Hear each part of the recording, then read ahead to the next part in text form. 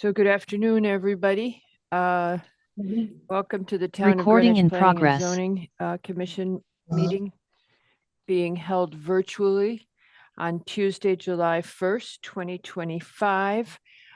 This evening, Mr. Yeski is absent and Ms. Jenkins will be seated for him.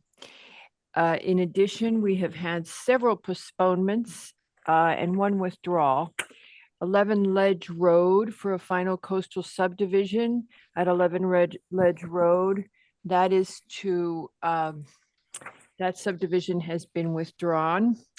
Then we have, where did I put it? Oh, 618 Lake Avenue LLC for a preliminary subdivision for one parcel into three parcels at 618 Lake Avenue in the RA2. That has been postponed. Then a little Greenwich Park LLC for a zoning text amendment to amend section 6106 and create a new subsection allowing payment in lieu. That application has also been postponed.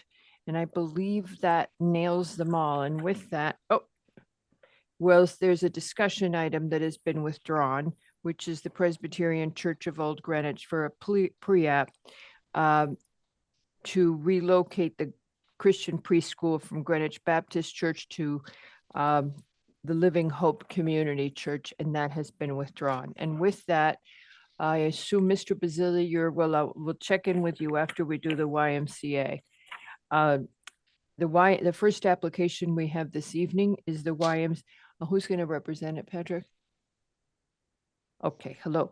The YMCA of Greenwich for a final site plan for a proposed change of use from General Assembly to Child Care Program on a 2.723 acre property located at 50 East Putnam Avenue in the CGBR zone. And with that, I'm sorry, ma'am, I don't know your name because it just says YMCA of Greenwich. So if you'd unmute and then you can go ahead. Hi. Thank you for your time today. My name is Kelly Gordon Minot. I'm the Senior Director of Youth Development here at the YMCA Greenwich. Great, thank you. And Minot is M-I-N-O-T? Two T's, M-I-N-O-T. There she go. Patrick already nailed it. Okay, great. Thank you, Patrick. Thank you. Yes, ma'am. Were you able to listen to the briefing yesterday at all?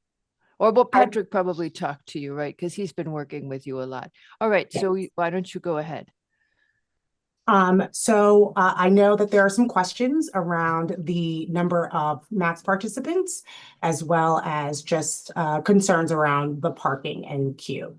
So to answer the question around the number of participants, our application says 32, but the absolute maximum for this program would be 28. So I just wanted to clarify that. That would be the maximum for our licensing. We will have 2 classrooms and it will not grow beyond that. In terms of the parking, we are currently using a drop-off system for our camp. We have 71 kids enrolled in camp right now with about 20 of them coming earlier. So we have approximately 50 kids being dropped off at 9 a.m. using the same system. And we do not experience any overflow onto Mason Street. We have 168 parking spots. We have slotted to reserve at least 4 of them and can reserve more spots for our drop-off families. But I guess what we would need to know from you guys is exactly what else we would need to provide you with to show that we do not anticipate any overflow or any traffic concerns. Okay. We will launch then with our questions, if that's a good timing for you. Who from the commission would like to talk first about our concerns and our priorities? Mr. McRae, followed by Madam Jenkins. Ms. Minot, the current camp situation, you said 50 children? So we have 71 enrolled this week. We have 15 that come for early drop-off, and then there are 11 that are a bus to us. So when you exclude the early drop-off and the kids coming from summer school, it's actually a total of 45 kids that are coming for a start time at 9 a.m. And what are the ages of those children? For our camp, it's 3 years up until, rising sixth graders, which is around 12 years old. Okay. And how old are the children at the daycare? For the preschool, we would start at 6 months, and the oldest age would be 5 years. And for the infant and toddler program, the maximum number is 8. So from 6 months to under 3 years, the maximum number for that classroom is 8 kids. Does the state licensing require any kind of a sign-in or something where the parents need to be inside during drop-off and pickup? So we absolutely, all children must be signed in and signed out, but we are using a parent portal called Tadpoles, which is connected to the Teaching Strategies curriculum platform. So it would allow parents to sign in on and through an iPad, so electronically. So there are a number of ways that parents can sign in without actually coming into the building. Okay, great. But Thank they you. have to park their car to get on their iPad, right? And they're solo, the parent is solo, and whomever is driving the kid in has to somehow get on their device, right? So they have to have their car stopped. So they will pull into our parking queue. Car would be in park for that moment while they are unloading the kids. Our staff will have the iPad ready to go. So actually the software is very user-friendly. So the staff will have the iPad for the parent to sign off so they don't have to fumble with their phone or pulling up an app. And at that time, the parents would pass over the bag, unload the child, and then the staff would be taking the child into the building. And at that time, the parent would be able to leave. Okay. And the plan is to have a minimum of 3 staff members in the parking lot with that queue. So we'll have 1 staff member designated to just moving the flow of traffic, making sure that parents pull all the way up to the top of the queue to keep traffic flowing, while there are 2 staff members that are running taking children into the building. And as I mentioned before, this is a system that we use for summer camp, and it actually does work pretty well. Timing our families, even the ones that are chatty Cathys and are there for a little bit, it really is about a minute at most for them to, unload, and that's extended. Parents actually can unload fairly quickly. And for any parent who would need to have an extended conversation, that's when they would park. And they can park in our garage, they can park in our Mason lot as well. Nick, anything else? No, I'm good. Thank you.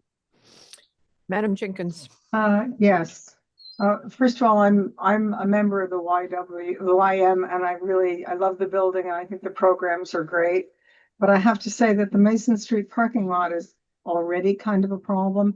Can I ask what the vacancy rate is in the Mason Street parking lot, say between opening and 9:30 in the morning? Is there a lot of vacancy? There is not a considerable amount of vacancy, which is why we are opting for a parent drop-off line. So this line would not obstruct the general flow of traffic. So we wouldn't anticipate, the majority of our cars actually parking. They would be, again, just kind of lining the side of the building and then being able to drive off once their kids are unloaded. And the other people parking in that lot do, though, have to back into areas that would impinge on the drop-off, right? I mean, you're going to have other cars moving in and out that are not in the queue. They have to, but there's only one way in and one way out in Mason Street, right? So that's the only entrance and the only exit. Yes, I'm not sure. So you're asking about backing out. So there are the handicap spots, and Right. there are about 3 other parking spots where someone would have to back out, and there's still enough space for those cars to back out with the cars in the queue. Okay, because the end parking facing Mason Street actually lines up with the queue along the building, so that could potentially have to back up into that line. There's one parking space, the last one on the Mason Street side close to the building. I know I had another question. You've got 4 spaces marked as set aside. Will that be enforced in any way? I mean, I could pretend I have a kid if I need a parking space badly enough, but you have 4 of them marked and it will be clear that they cannot be used by people in the meantime. Mhm. So there will be signage. We will have the cones there that have been designated as childcare drop-off during that time. And then we also do have, we issue parking violations. And if you get 3 parking violations, we do have a barnacle that would be placed on a car, and it is a $250 fine. So Okay. I anticipate that would deter people from just using that spot. And so we will have our front desk staff there to help us monitor that in the morning. That sounds pretty intimidating. And I had one more question. When when keepers park in the garage, I understand that there is a small flight of stairs between the garage level and the childcare area. So basically, parking in the garage is not really acceptable if somebody needs a stroller, does not have a child who's mobile. Is that correct? Our elevator stops at that LB level, which is where the Okay. alumni pool is. So there is an elevator that would take them up to the main level. So even if they do have a stroller, it's still accessible. Okay. When the elevator's working, I have to say. It is working. But yes, Thank you very much. Your answer is helpful. Thank you. thank you, Mary. Mr. Wells? Yes, thank you, Madam Chair. Just had a couple questions regarding, the health of your, let's say, children under your care. And I know you're going to pass a state test, or you need to get state license, and also Greenwich Health Department.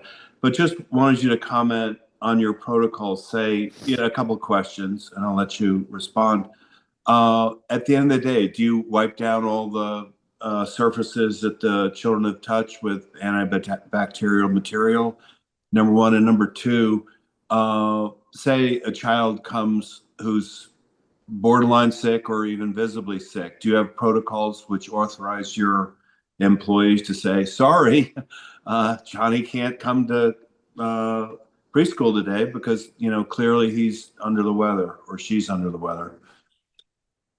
So yes, thank you for your questions. We will have a cleaning schedule for our staff, which we do within our after-school program.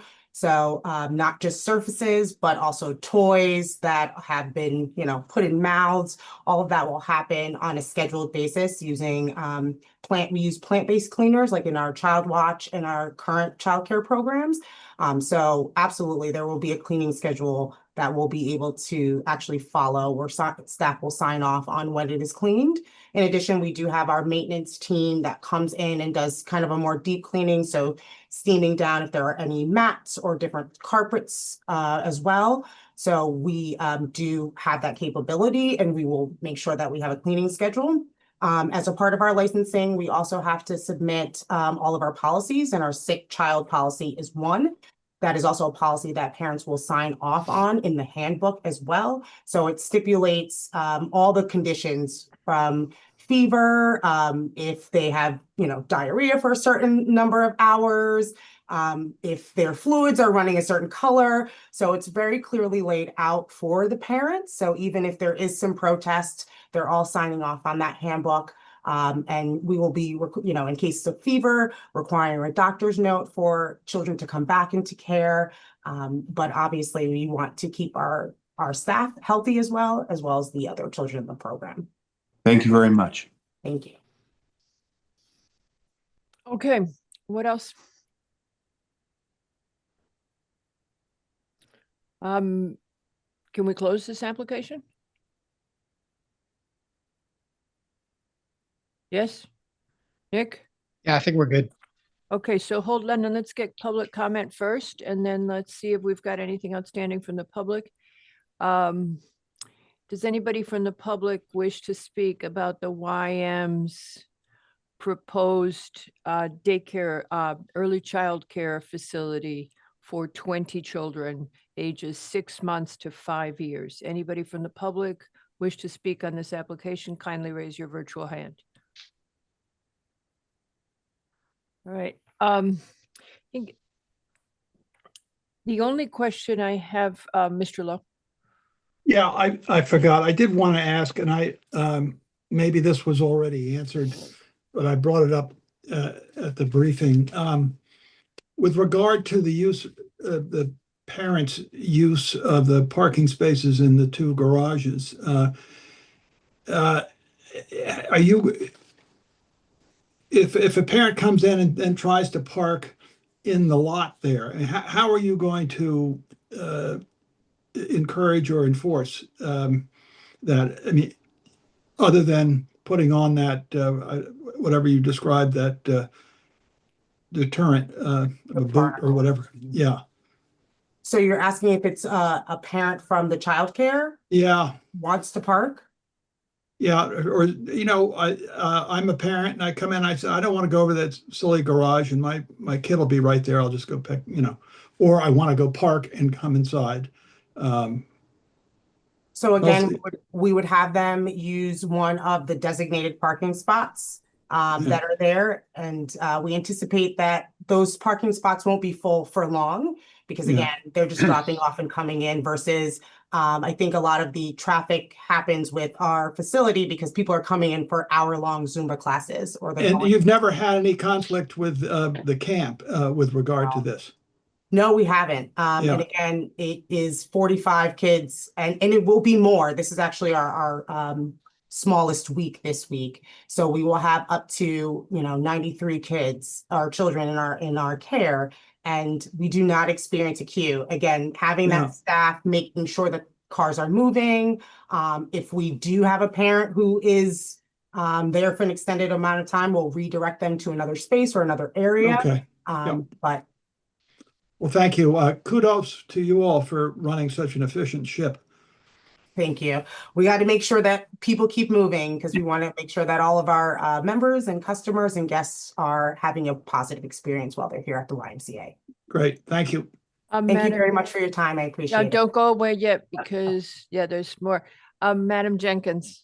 Just one more thing. In terms of your communications are always so good. I assume that you'll be notifying both the parents and the members about the change in the parking arrangements in Mason Street. In other words, hey guys, there's going to be 4 spaces that are set aside for childcare and don't use them even if it's before what your earliest pickup is 7:30. So from day one, the members also kind of have to be alerted to the fact that those are set aside with seriousness.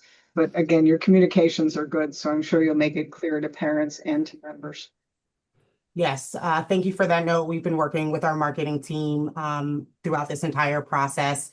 And we are aware of the parking issues here at the YMCA. We're not naive to the reality of that. So again, it is really important for our members to have a positive experience and that communication is part of it because nothing's more frustrating than wanting to work out and having surprises as you come. So thank you for that note. And absolutely, we will be communicating this with our members, and we've already been having these types of communications with parents who are interested, just letting them know, that it is a drop off line and that model so that they're aware as well of the procedures that we're putting in place for drop off.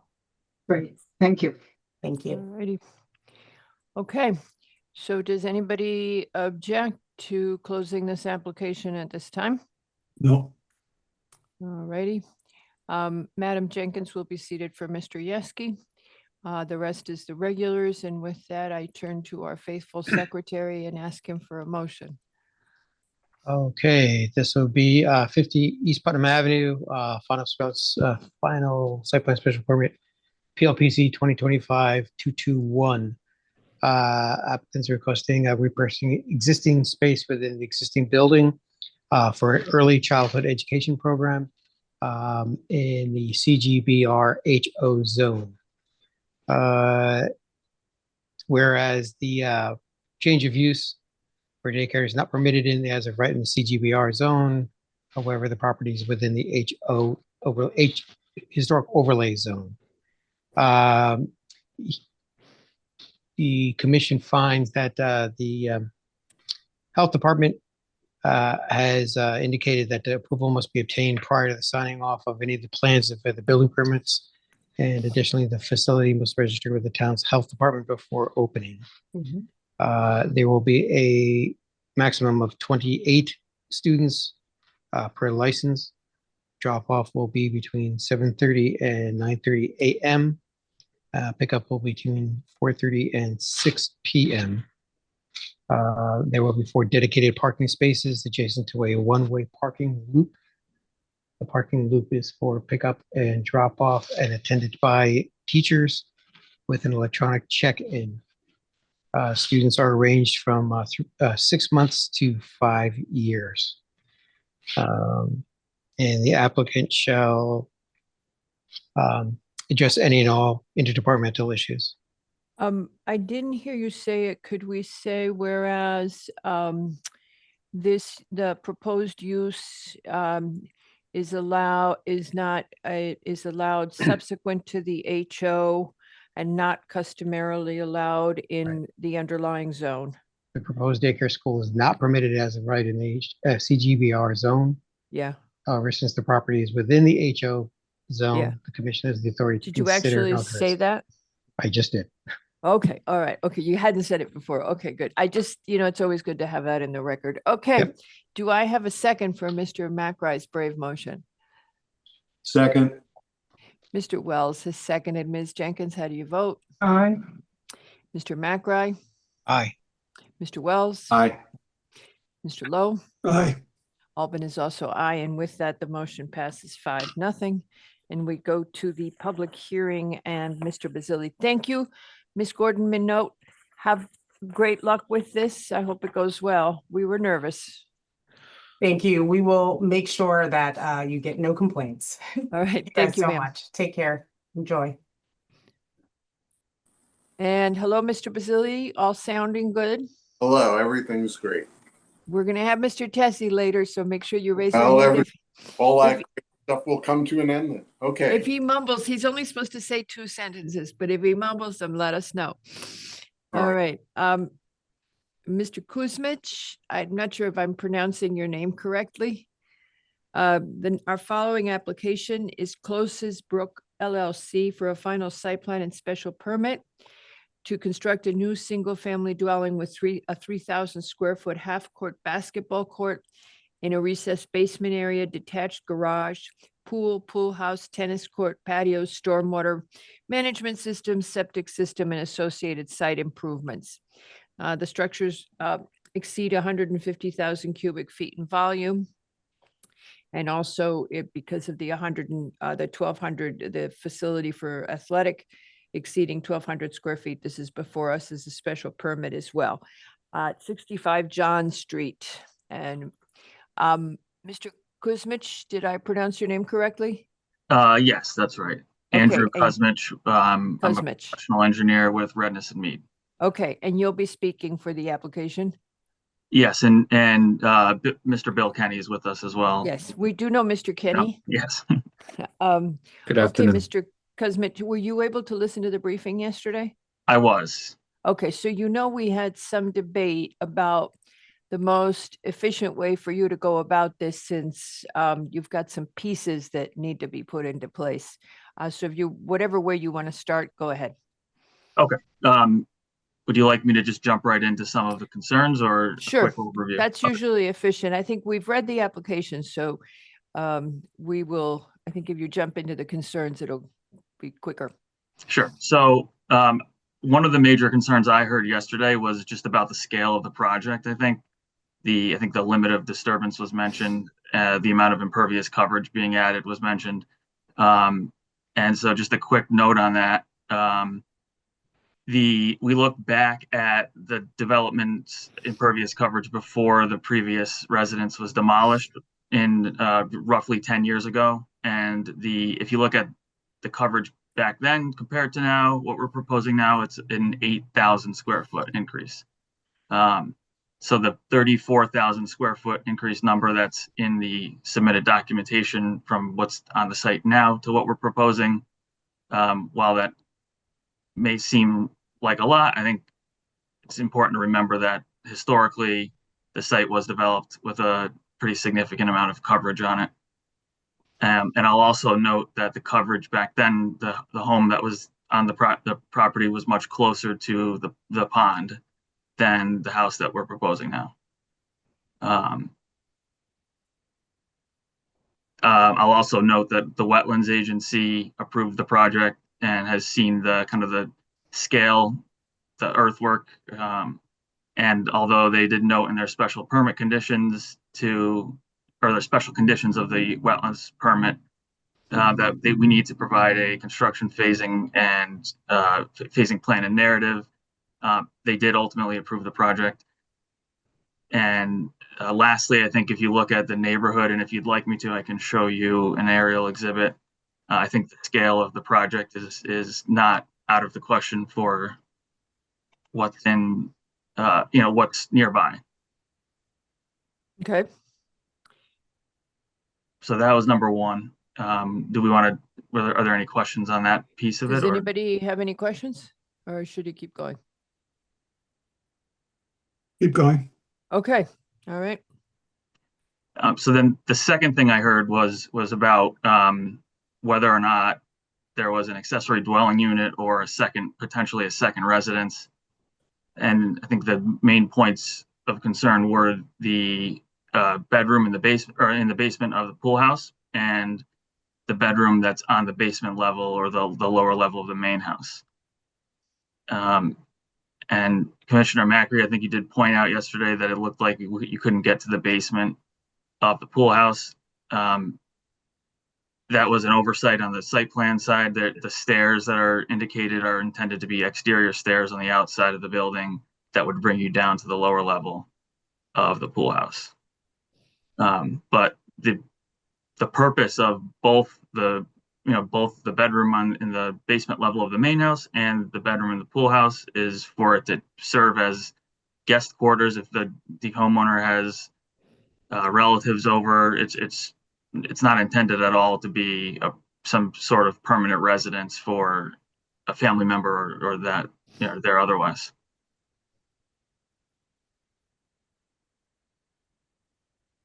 Okay, any questions? Yeah. So there's no door at the bottom of those stairs into the basement of the pool house. So I'm not too sure how the connection between the stairs, that bedroom, and the upstairs works, because I can't figure it out in the plans. The upstairs portion of the pool house indicates some kind of a seated bar and something else, but I don't know if it's a kitchen, wet bar, so on and so forth, which actually now makes me suspicious to say this could be a second residence, because there might be something upstairs that could be construed as a full kitchen. The basement bedroom in this particular room has no egress window or egress. There's no egress for it itself, which is a code violation that should be remedied. Same in the primary residence. There was a basement and a bedroom which had no code compliant egress, so that should be looked at. I would recommend actually trying to figure out, how do I get from the bottom of the exterior stair at the pool house into this space? Define the spaces as much as possible in detail to say that this is a bedroom. You're saying it's a mechanical space, but right now it's void. The pool house first floor shows a bar and a countertop, but nothing else. It should be kind of a little bit more detailed there, so we know what's going on. And check your code compliance for egress for the basement on the other side. And is it meant to be an ADU? It's not intended to be an ADU. Got to reopen the plan. Nick, you got it open? Yeah, I have it. It's got a kitchen, right? It could, if it was. That's the problem. I don't know. Right now, Okay. I'm looking at architectural plans that kind of detail some stuff, but I can't tell if there's a kitchen in this building. If it's just a wet bar, so on and so forth, I can't tell because there's nothing there to see. So right now I have an exterior stair that goes down to the lower level of this, but to me, there's no door adjacent to that stair. So I'm assuming, looking at this, there's some kind of connection inside. If that's the case, I have a bedroom inside the pool house with possibly a kitchen upstairs. Is this a second residence? I think it actually just needs to be detailed so we can understand specifically what we're seeing. And you are allowed, Mr. Kuzmich, to have an ADU. if it meets the regulations, and the regulations are pretty generous as to the size of one that's in the main structure. So if your client would want one, a separate apartment, they are allowed to do that. So we're not objecting to the concept. It's just, as Mr. Macri is pointing out, the lack of clarity about egress and access to the space. Mr. Kucinich, you know how big the guest house is? The pool house Is is the pool house? 1,101 square feet. 101. Okay. 1,200 is the max. Right. I do hear you, and I think, the plans clearly don't show enough to describe the space. I did speak with the architect a little earlier today. I think the intention is for there to be an exterior door and the room labeled vestibule or vest on the lower level of the pool house, but we'll get with the architect and make sure the plans are updated and include the right amount of detail to really describe what's going on there. Right. And check. I would also recommend check the FAR drawings against the grade plane, just to make sure that your basement with this exterior stair, the grade plane doesn't compromise those FAR figures. You're at 1,100 square feet. You're kind of butting up against the maximum for an accessory structure. Anything over the 1,200 actually for ADU accessory structure becomes a real problem for you. Understood. And this isn't the one on which we got the comments on the FAR for the first floor today, right? I'm looking for them, and I didn't get a chance to open them during the day. No. There were email comments about the floor area calculation for this build. I'm this not project. seeing them, and I thought I had seen them earlier, and I didn't open the email, but I thought I had seen it. What did it say? It's from the CEO about how the things are counted. It is in the OneDrive, and I couldn't find the email today either, but I did see it in the OneDrive.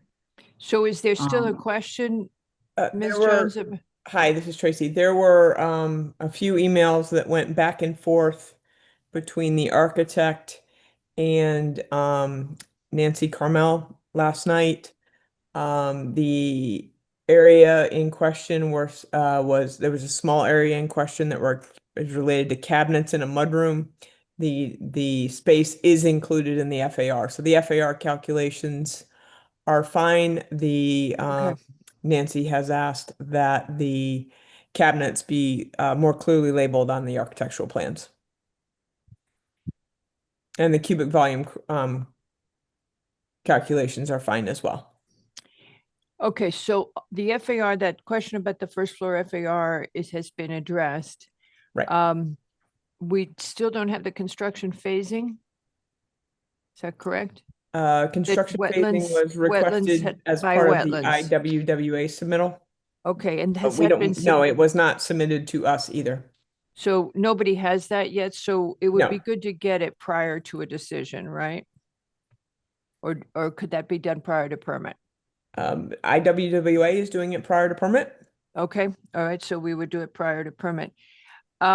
And the plans have now been, and I guess this is a question for Mr. Kenny, are the plans as submitted, the landscape plans, et cetera, consistent at this point with the IWWA decision? Do we have full consistency with their decision at this point? Actually, I am not sure the answer to that. We certainly, Okey-dokey. yeah. Okay, so that would be, as long as you're working on other things, that would, to get all of for the plans, the final plans that we see have incorporated all the IWWA requirements. That's what, so you had suggested that, Tracy, right, yesterday? Right, and there are also additional Conservation Commission comments since the IWWA approval, which recommend plant substitutions. Health landscape, okay. Right. I've reviewed those, and we're pleased to meet with the staff and review some of those things with them. Okay. All right, so that is Ms. Jenkins and then Mr. Macri. Yeah, and that was I have a note about there being a need to see mitigation strategies based on the DEP area. Oh, for the Diversity potential listed, database, yes. but Yeah. yeah, right, Yeah. If the database identifies anything, yes. Yes. right.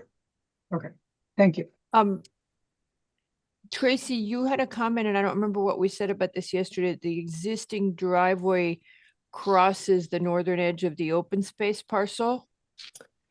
It does and has. Right now, the parcel, the open space parcel and this parcel, 65 John Street, are owned by the same corporate entity, Closes Brook LLC. Right. So right now, it's not an issue. When they go to sell this property 65 to somebody else, they will need to address it with an easement and make sure that that easement is consistent with any recorded restrictions on the open space parcel that was part of the So subdivision years ago. why would we not require that easement at this point since we've got open items? Is there a reason not to? It's up to you. I mean, I right mean, now, they really, wouldn't is have there a drafted good? it because the Okay. parcels are owned by the same entity. Okay, so there's no reason to do it at this point. It would only be on sale. Mr. McRae? Is, Mr. Kenny, just for my own edification, I just want to make sure I understand this. The water rill, is a closed loop water feature unto That- itself? That's correct. Okay, so in so many words, it's another swimming pool type situation, its own filter, those kind of things? Yes, yes. Okay. Okay, now does it has its own pumps, et cetera, et cetera? Are they backflowed like the pool, or is it a filter system? Those, it will have a filter system that hasn't been detailed yet, but that it will include that. Okay. And the water that's actually in it, is it collected rainwater, or is it similar to a swimming pool, chlorinated water, or what kind of water is in there? It will not be chlorinated, but it will be circulated and filtered. Okay. Yeah. We might, there might be it at one spot in the formal garden opportunities for fish. So more like a garden pool with some emergent wetland vegetation in it. So Got it. Great. Thank you very much, Mr. Kenny. Okay, and then Mr. Wells, Dr. Wells. So now there are, in addition to EMAC's prior comments, the applicant is now planning on installing 22 solar panels. Yeah, I saw that. Yep. Okay, any comments on that? Well, it's moving it forward because they're dropping their EUI from 36 to 32 as a result of that. And they did take, EMAC, suggested it. So very much Okay. appreciate it. They've also got 2 EV chargers, and I think the building is all electric with the exception of the gas water heater. So, pretty good marks, and thank you for, your approach to energy efficiency. All right, thank you. Anything else from the commission for Mr. Kuzmich and Mr. Kenny? Any comments from the public? This is on an application at 65 John Street. And it is called Closes Brook LLC, 65 John Street. Any comments from the public? Please raise your virtual hand. Not seeing any hands raised, there appear to be no comments. We will continue this application to ensure that consistency with the wetlands requirements of the site plans that we approve, of the landscape and site plans that are approved by the commission, if it were to be so approved. Anything else that you want to follow up on, folks? No, okay. And just before we go on with that, we've got the 3 feet of friable fill. We went through that the first time you were here, right? Yeah. Okay, so the 3 feet of friable over the basketball is there, correct, Mr. Kuzmich? Yes, that's my understanding. Yes. Okay. All right, okay, so we'll see you when you come back with it all tidy. Okay, Thank you both. thank you very You're much. welcome. Thank you.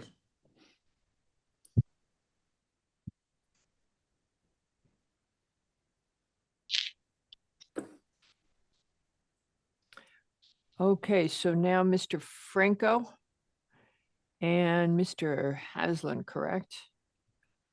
Why am I not seeing? Is that correct? Yes, Mr. Franco, Mr. Haslam, and if they want, Mr. Dodaro.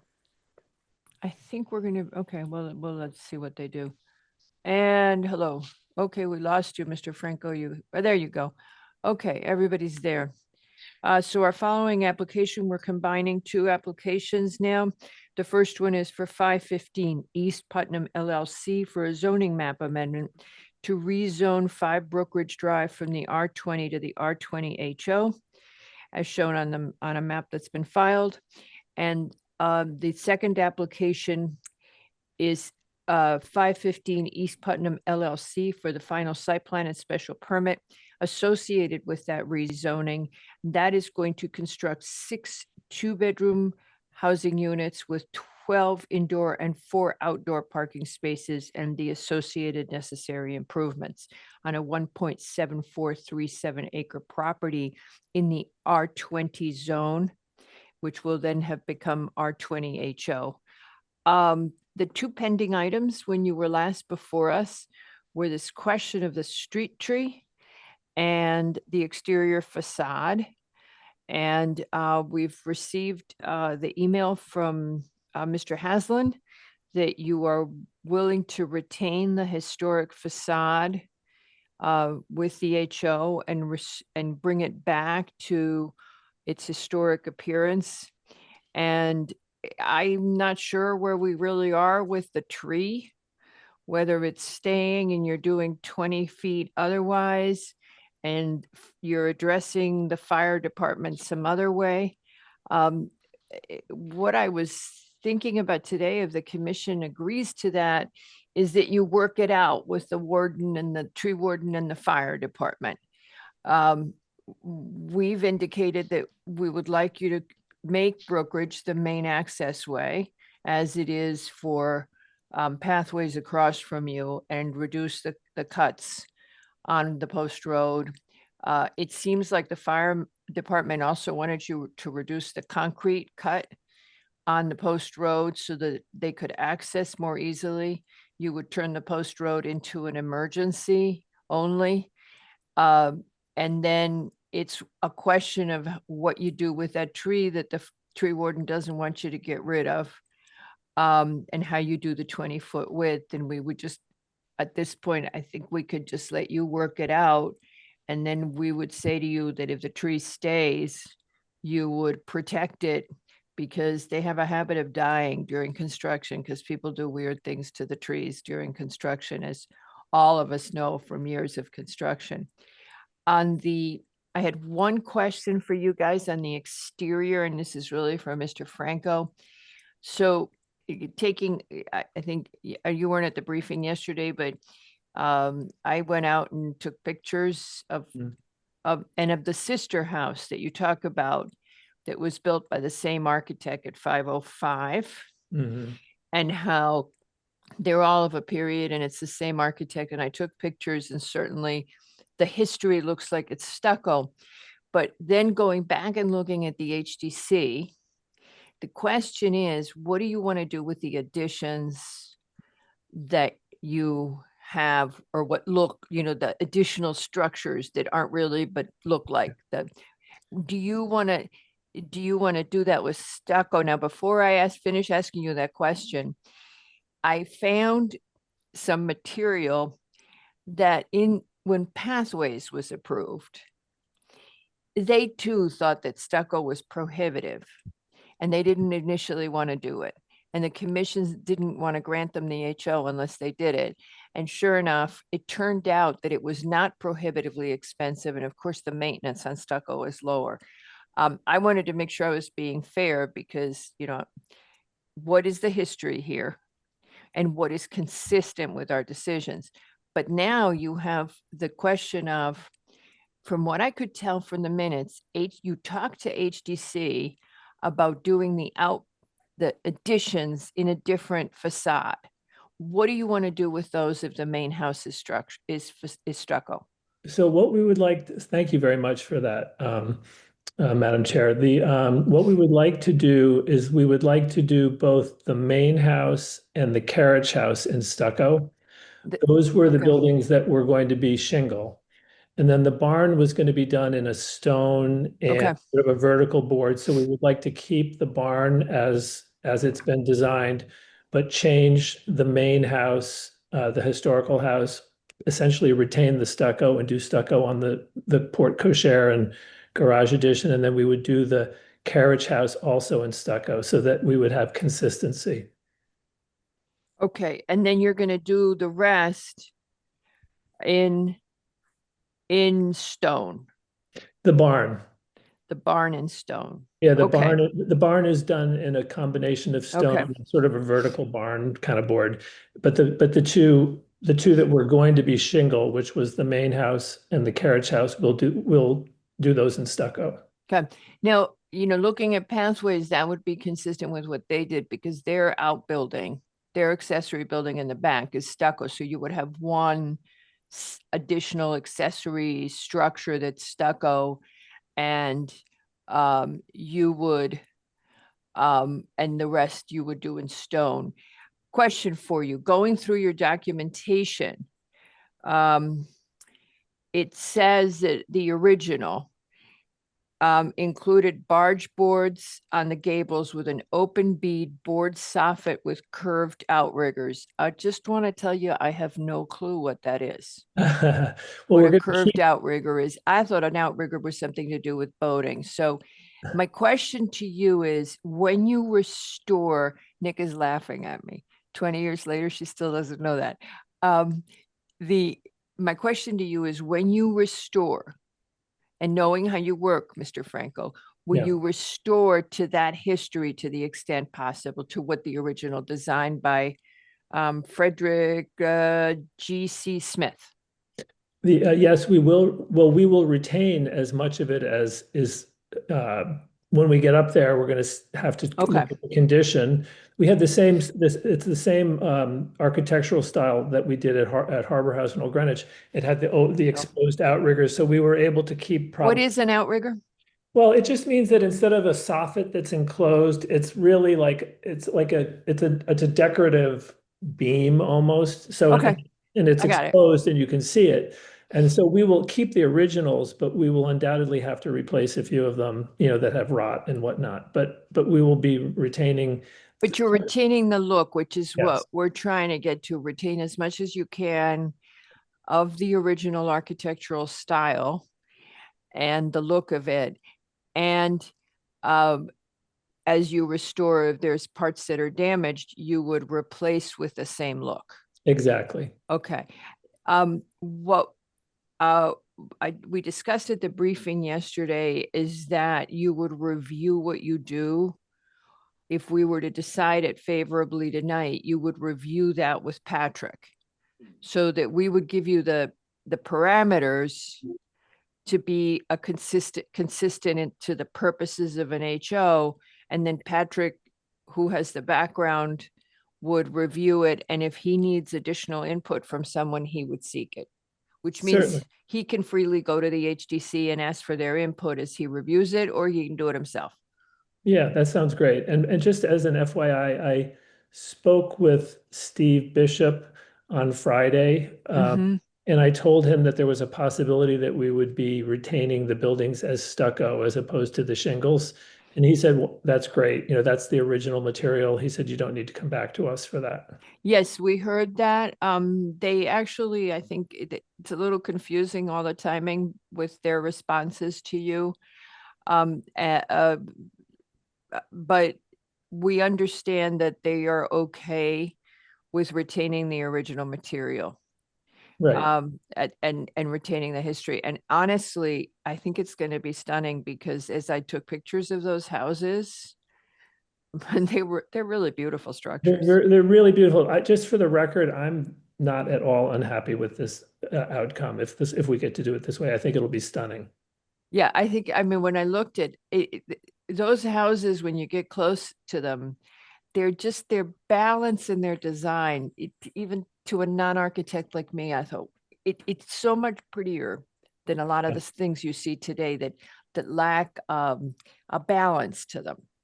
Yeah, You know, the no, I agree. gables fit nicely.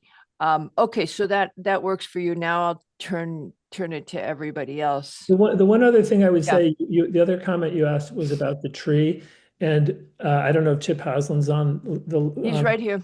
Yeah, but my understanding is, I heard this from Chip, is that the fire marshal is okay with us keeping the tree. So, Yeah, as long as you get a 20-foot width. yeah, and We have it. So we did submit, Okay. Ben DeAndrea after the last meeting submitted a plan, which we shared with the fire marshal, with the tree Right. warden, and with staff, indicating that we do have a 20-foot wide width. We can keep the tree. The turning radius does work. The fire marshal indicated that he agreed with that assessment, and that we might need to trim a couple limbs or something to ease access, but that's fine. We can work that out with the tree warden and the fire marshal if need be. But yes, he did indicate, and this is based on communications I got from staff that they had with the fire marshal and with the tree warden. So I think we're good there. But if we need to have them communicate more to talk about trimming or whatever, we can do that. Okay. Mr. Lowe. Yeah, oh, that's right. They have the comment about trimming it. It made me nervous. So I think if you just make sure there's protection and that somebody looks at it and that it's okay. Yeah. Mr. Lowe and then Mr. McRae and Patrick, you lowered your hand again, right? Yeah. This is for whomever wants to answer it. How exactly will you protect this tree during construction? We actually submitted today an updated plan that Tony's office again did, showing or adding additional narrative as far as S&E controls, including what would be the protection of the tree under the DEEP 2025 standards. So we will comply with that, and if we have any difficulties complying, we'll can discuss that with the tree warden as need be. And but all indications are that we shouldn't have any difficulty doing that. Okay, my real question echoes something I brought up at the last meeting, which was, will all the walls remain?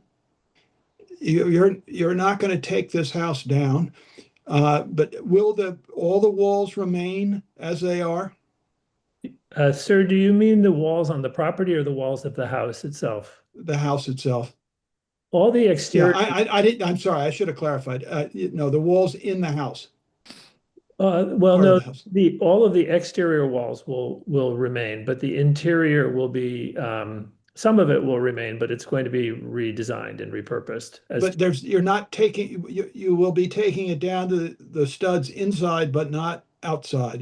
Would that be a fair comment? Yeah, that's a fair way to put it. So we're not going to be looking at some skeletal edifice at any point during this. No, well, particularly now that we're keeping the original stucco. So to the extent that the repairs are needed, we would we would repair sections of it, but it would be my goal to just keep the original stucco as opposed to change it to new stucco. I don't see the point of doing that. What's the underlying construction? Well, it's frame with stucco. Oh, it is frame? Okay. Yeah, the way you it's a frame building, and then they put, a metal, like a wire. No, I'm asking you because my stucco house is not frame. Oh, is it really? Yeah. So when you want to remodel it, you got to take down the whole exterior wall. Oh gosh, yeah. Yeah. So because it's not a frame house. It's made out of clay tiles. And again, to clarify, so where there is stucco now, that stucco will remain. It will not be replaced. It will not be replaced. If there are sections of it that are not in good repair, we'll patch them. Yes. And it's hard. That's what's hard. Yeah. But we've done this, this is sort of, we have a really expert team for preservation, and all of the barge boards will remain, the outriggers will remain. We will undoubtedly find things that have rotted out and we'll have to replace. No, I understand that. I just had suddenly, I wake up in the middle of the night and I have visions of houses that are allegedly Being keeping, restored, yes. and there's a single wall and the Yeah. chimney. And then they build around that. And so Yeah. I'm not accusing you of anything. I Oh. thought I might as well clarify this with I do have regard to. I do have a little bit of a record in town of doing historic preservation, and that's not the way I do it. No, I got it, but I just thought I didn't want to wake up and drive by and see what happened to that wall. I Okay. understand. Yeah, Exterior wall, yeah. Got it. Thank you for that. thank you. Mr. McRae and then Mr. LaRoe. Oh, sorry, my hand's still up. I think I think my questions have been answered. The stucco's to remain. It's going to be patched and repaired, color to match. The trim's going to stay. Yeah. I think the only question I have, just out of curiosity, what color the trim would be with the stucco, and if the stucco would be painted to blend in if you're patching it. But that's up to the That's design up to team. him. That's Yep. up to the design team. We'll let them do it and what they think and what goes with the other houses. Mr. Franco,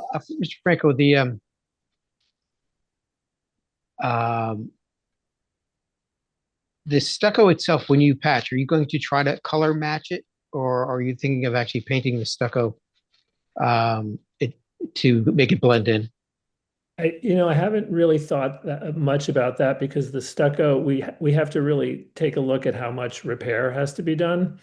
I think if it was extensive patching, we would probably paint it. I would. Yeah, there's a prob- coating, there's a special coating you use Yeah, and that lasts forever. And then you don't have to try to match the historic colors if you want to use a historic color, because the stuccos don't always come in the historic colors. Right. It's all natural now. There's no coating or there's no paint on it now. well, it's got some paint on it. Okay. It's a whole mishmash right now, actually. Okay. Yeah. Got Oh, it. I know what we were talking about yesterday. I was just curious. They enclosed the porch. Did they also extend the size or change the foundation wall when they did that? We were wondering yesterday. Because the wall to the enclosed porch looks newer. So that underneath the enclosed porch, it's just it's kind of open. It's like it's as if it's under the porch that's not enclosed. So what they did, and it had stone columns, and what they did was they infilled the stone columns. Yeah. Because the stone looks newer than the building.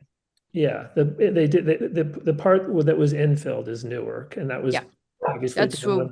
Yeah. But they kept the dimensions of the porch. That's what we were trying to figure out yesterday. Okay. Yeah. Mr. LaRoe?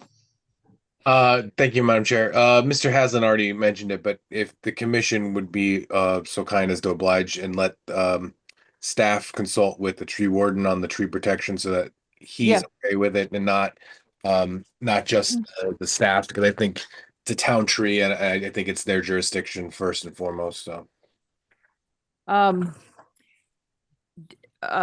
Yeah, and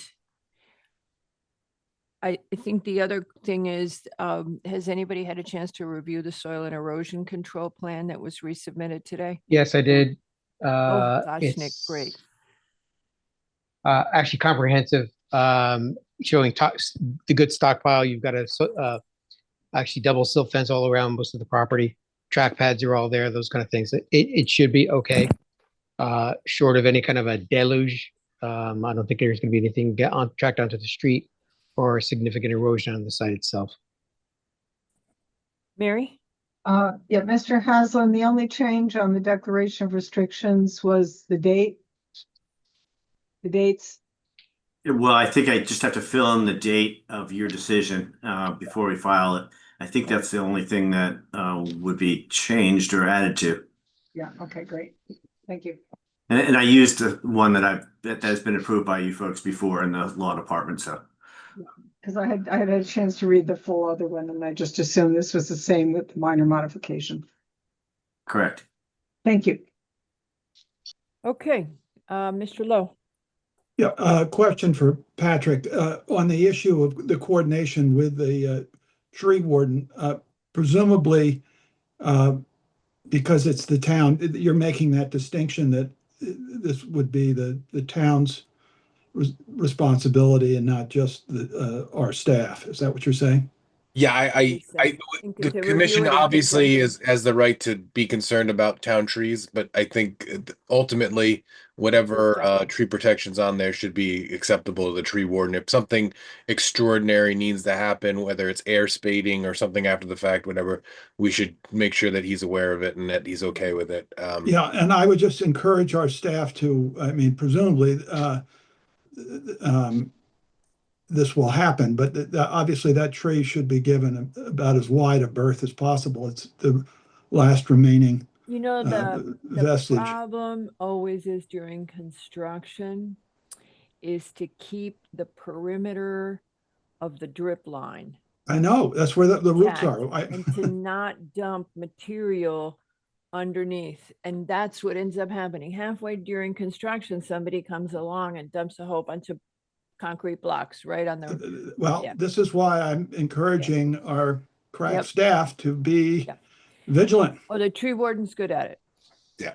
Okay. Shall we turn to public comment?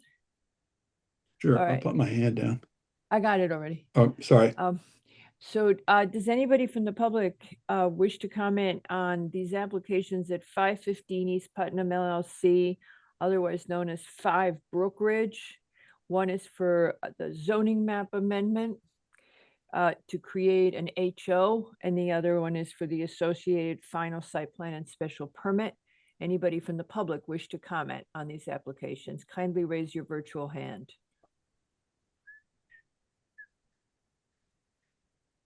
Not seeing any raised hands. Okay. So with that, does anybody object to closing these applications at this time? No, Hearing no objections, these applications are hereby closed, and we will move on. We'll see you shortly. We won't see you shortly. We'll hopefully make the decision this evening. Thank you. Thank you Thank very you. much. Oh, thank you.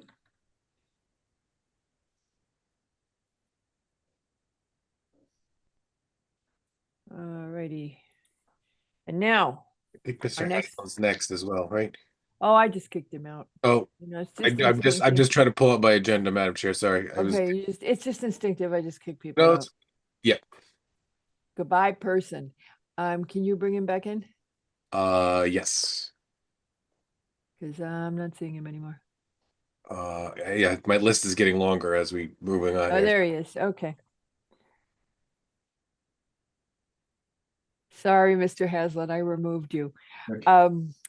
Our next application is JED Martial Arts LLC for a final coastal site plan and special permit to change an existing non-conforming use office or bank to a less non-conforming use group fitness, along with associated landscape improvements to the site's parking lot on a 0.356 acre lot located at 30 South Water Street. Mr. Haslam. Thank you. I'd ask that the architect Rudy Rydberg also be added as a panelist. I think that you had a question that was directed at him with regard to Seeing him the here. basement.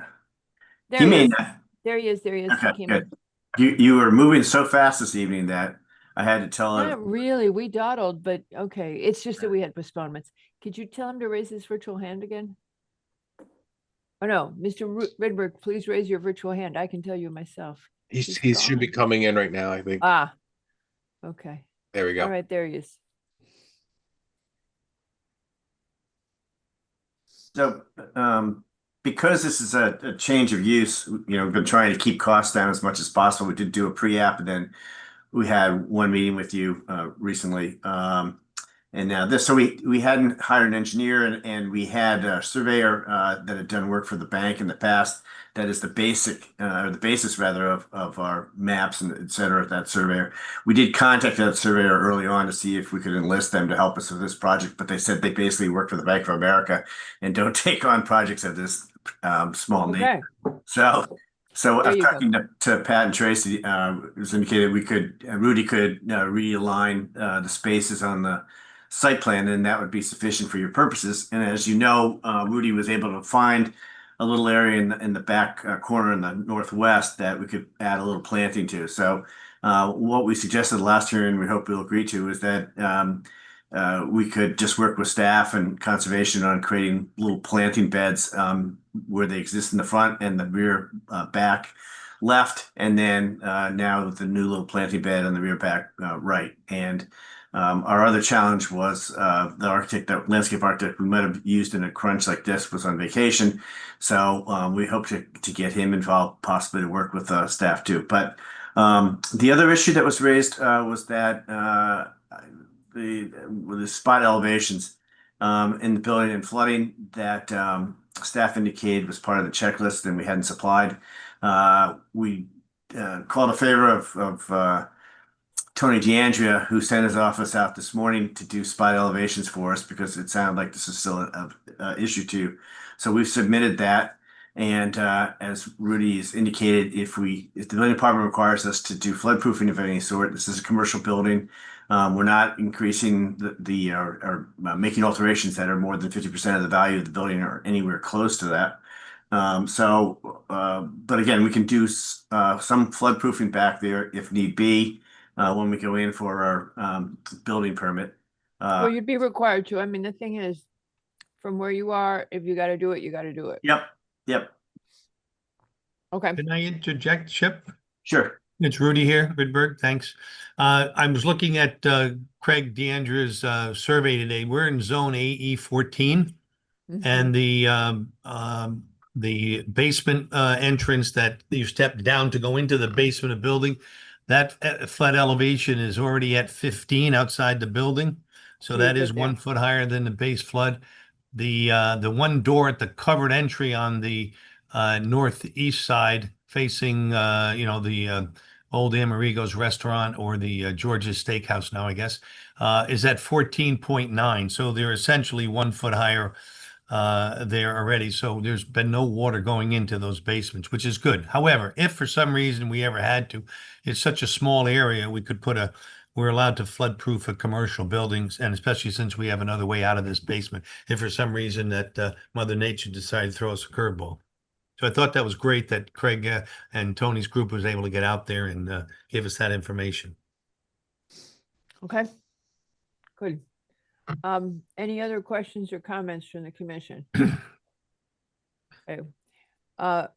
The landscaping, as you said, was going to be signed off on by staff and reviewed with staff. The other thing is that if, from what you have said to us, you're removing the awning, and if you replace it, then you would go back to the ARC. Nick mentioned yesterday that if you are reusing that sign structure, that it would not be internally illuminated. Nick, if you want to comment on that. Yeah, I think actually that understanding you're changing a use, so you're going to have to change the graphics. Please go to ARC with all that.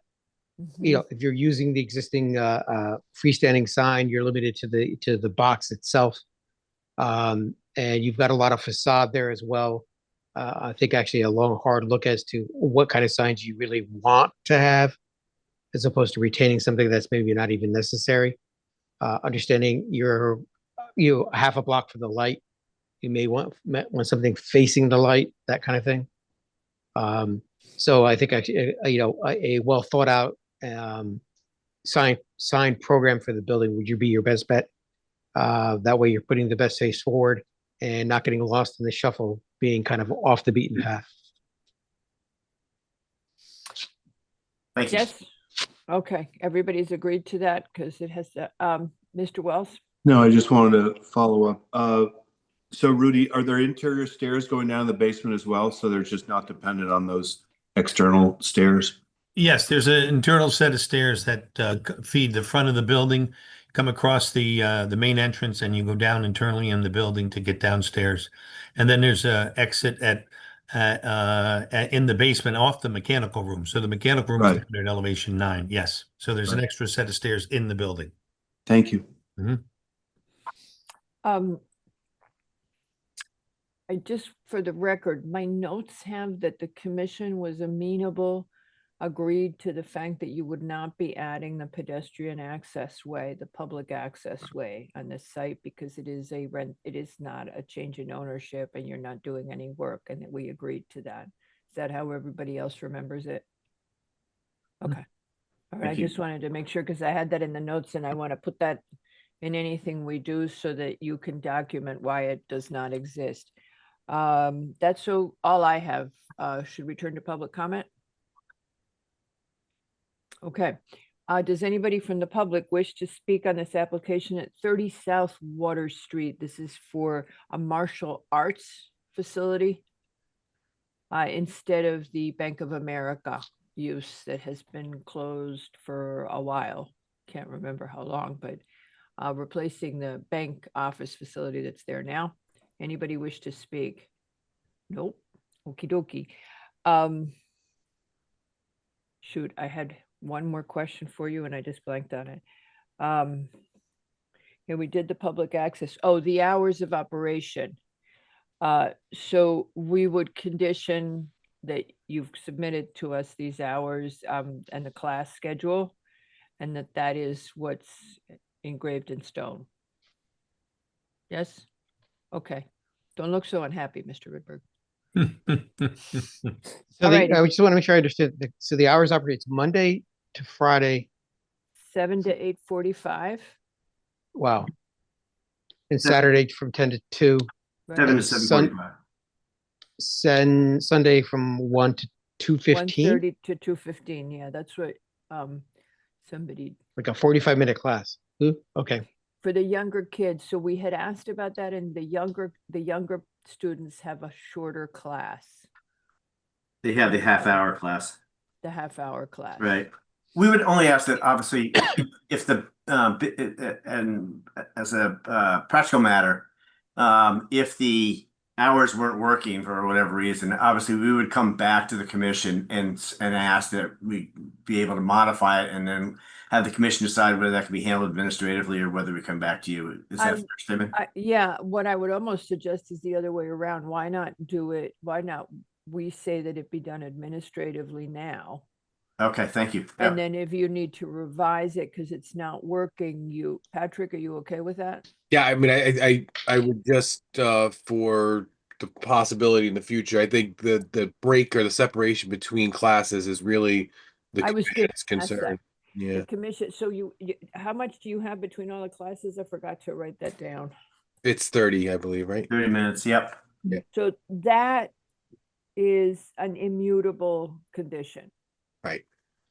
But if you want to review the time of the classes, you would do that administratively. Okay, that's perfect. Thank you. Yep. Okay. And I know it's predetermining here a little bit, but I don't. Is there any consideration for the length of time that the day operates, or anything? Any concerns by anyone? If that just in case it comes up later on. Anybody got a concern? 8:45 is relatively late, but on the other hand, people get home from work at 6 or 7. I think if anything, it's a Sunday because it just seems like a quickie 45 minutes and then but Okay. again, it's just Sunday just seems to be should be something else, but it is what it is. Okay. All right. Thank you. All right. That's all I got. Any objection to closing this application at this time? No. Hearing no objection, this application is hereby closed. Thank you. Very much, Thank you. gentlemen. I can make Chip leave now, right? Yes, you can.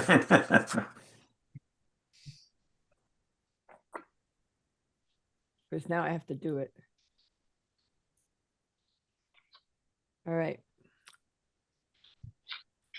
And Mr. Tessie, Mr. Tessie is not going to attend, so if the commission would like to just open it and continue it, we can do that. and James Goodwin is representing. James Goodwin is representing the discussion item. Sorry, I was getting 2 steps in. Don't we have an applicant to open an item legally? Not if we're not taking public testimony. No. Got it. Okay. So as to the application of Greenwich Park LLC for a final site plan and special permit to make additions and alterations to an existing office building and convert it to a 46-unit multifamily use on a 1.837 acre property at 18 Valley Drive in the GBO. The commission hereby opens this application and will continue it. Thank you. All righty. And with that, we go, Mr. Basili. It's time to say goodnight. What?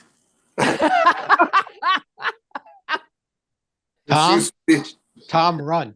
Run. Say thank you and good night. You're welcome to stay, Tom. This should be a night job. 5:16 p.m., Mr. Basili. I hope you didn't spend a whole lot of time getting yourself fixed up. I was anticipating it all day. All right.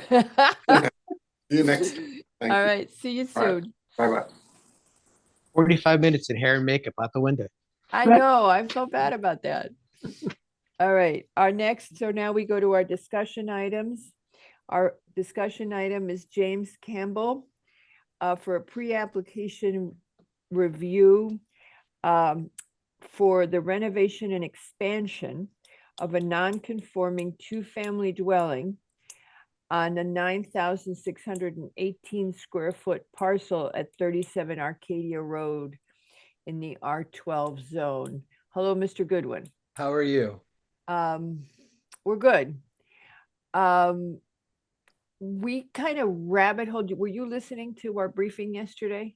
No, unfortunately I didn't attend. So we rabbit holed a little bit on the zoning questions and how they work and what the case law is and stuff.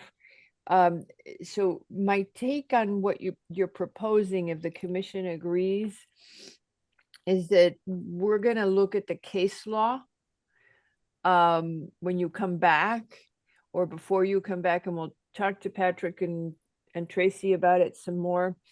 But we got into a whole bunch of zoning issues and how they work, and it might be fine, but we just had questions. Does anybody want to add to that, Ms. Jenkins? Yes. Mr. Goodwin, I just want to clarify a few things because obviously with a pre-app, we don't ask you to do a lot of detail, but then Sure. since we rabbit hole a lot, then we need detail. Uh-huh. You have an existing structure on the property. Is the structure itself non-conforming as to where it's located on the property or how big it is? So that's an interesting point. The location of the actual building on the property is completely conforming for R12 for its single family. And it really doesn't have any non-conformity other than the fact that it's being used and has always been used as a two-family. Okay, fine. And when were you to follow through on this proposal, would any portion of the structure remain or any portion of the foundation remain as you begin to demolish and rebuild? Yeah, so the front wall foundation would be preserved. The question was the back side of the carport. There's foundation there that we were planning on using, and we wanted to put a wall there, was the initial plan. And I know that there had been a statement about headlights and exhaust and car door sounds. And that wall would essentially block all of that. And that foundation to that wall would actually still be the original foundation as well. But that would create 3 sides to the carport structure, which means it counts for FAR. Yeah, and that's where the issue would be. And if that isn't the case, then we'd have an option for a lattice or something else to put in there instead. So the portion of the foundation that you're going to retain and use, that is conforming. Yes. Okay. What percentage of the existing structure, or foundation is going to be used?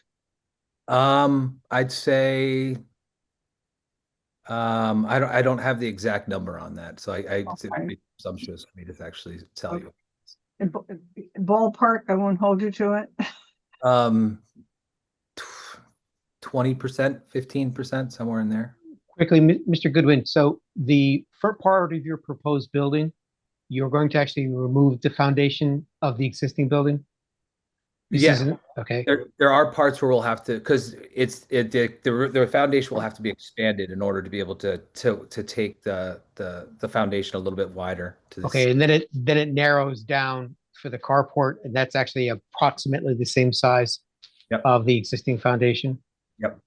And then there's a small part of the foundation that's actually inside the back half of the building. Yep. Okay.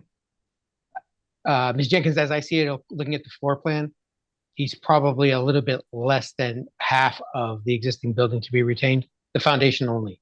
It would seem to me actually everything above the foundation is gone. Yes, that's what I had been figuring. So half of the existing foundation is going to be used, Yeah. Probably a little bit less than that. or roughly. And how much of the total square footage that you're proposing, sorry, would that portion represent? That's another question I don't have an answer to right now. But obviously less than half, because it's already half of the existing building, right? Yeah, I mean, of the existing building where the old foundation is, it would be of the entire footprint is probably around 75%. But then we're adding that next building. So, I'd have to run the numbers. I wasn't not too sure on that. The rabbit hole and nonconformity is very fact specific. So, we're going to have to rabbit hole again, but the other concern is that normally nonconformity is protected to the extent it exists. It becomes nonconforming, and it usually is also limited to the extent that it continues as it existed. So the concerns that we're going to have is this a protected nonconformity that adheres to the property?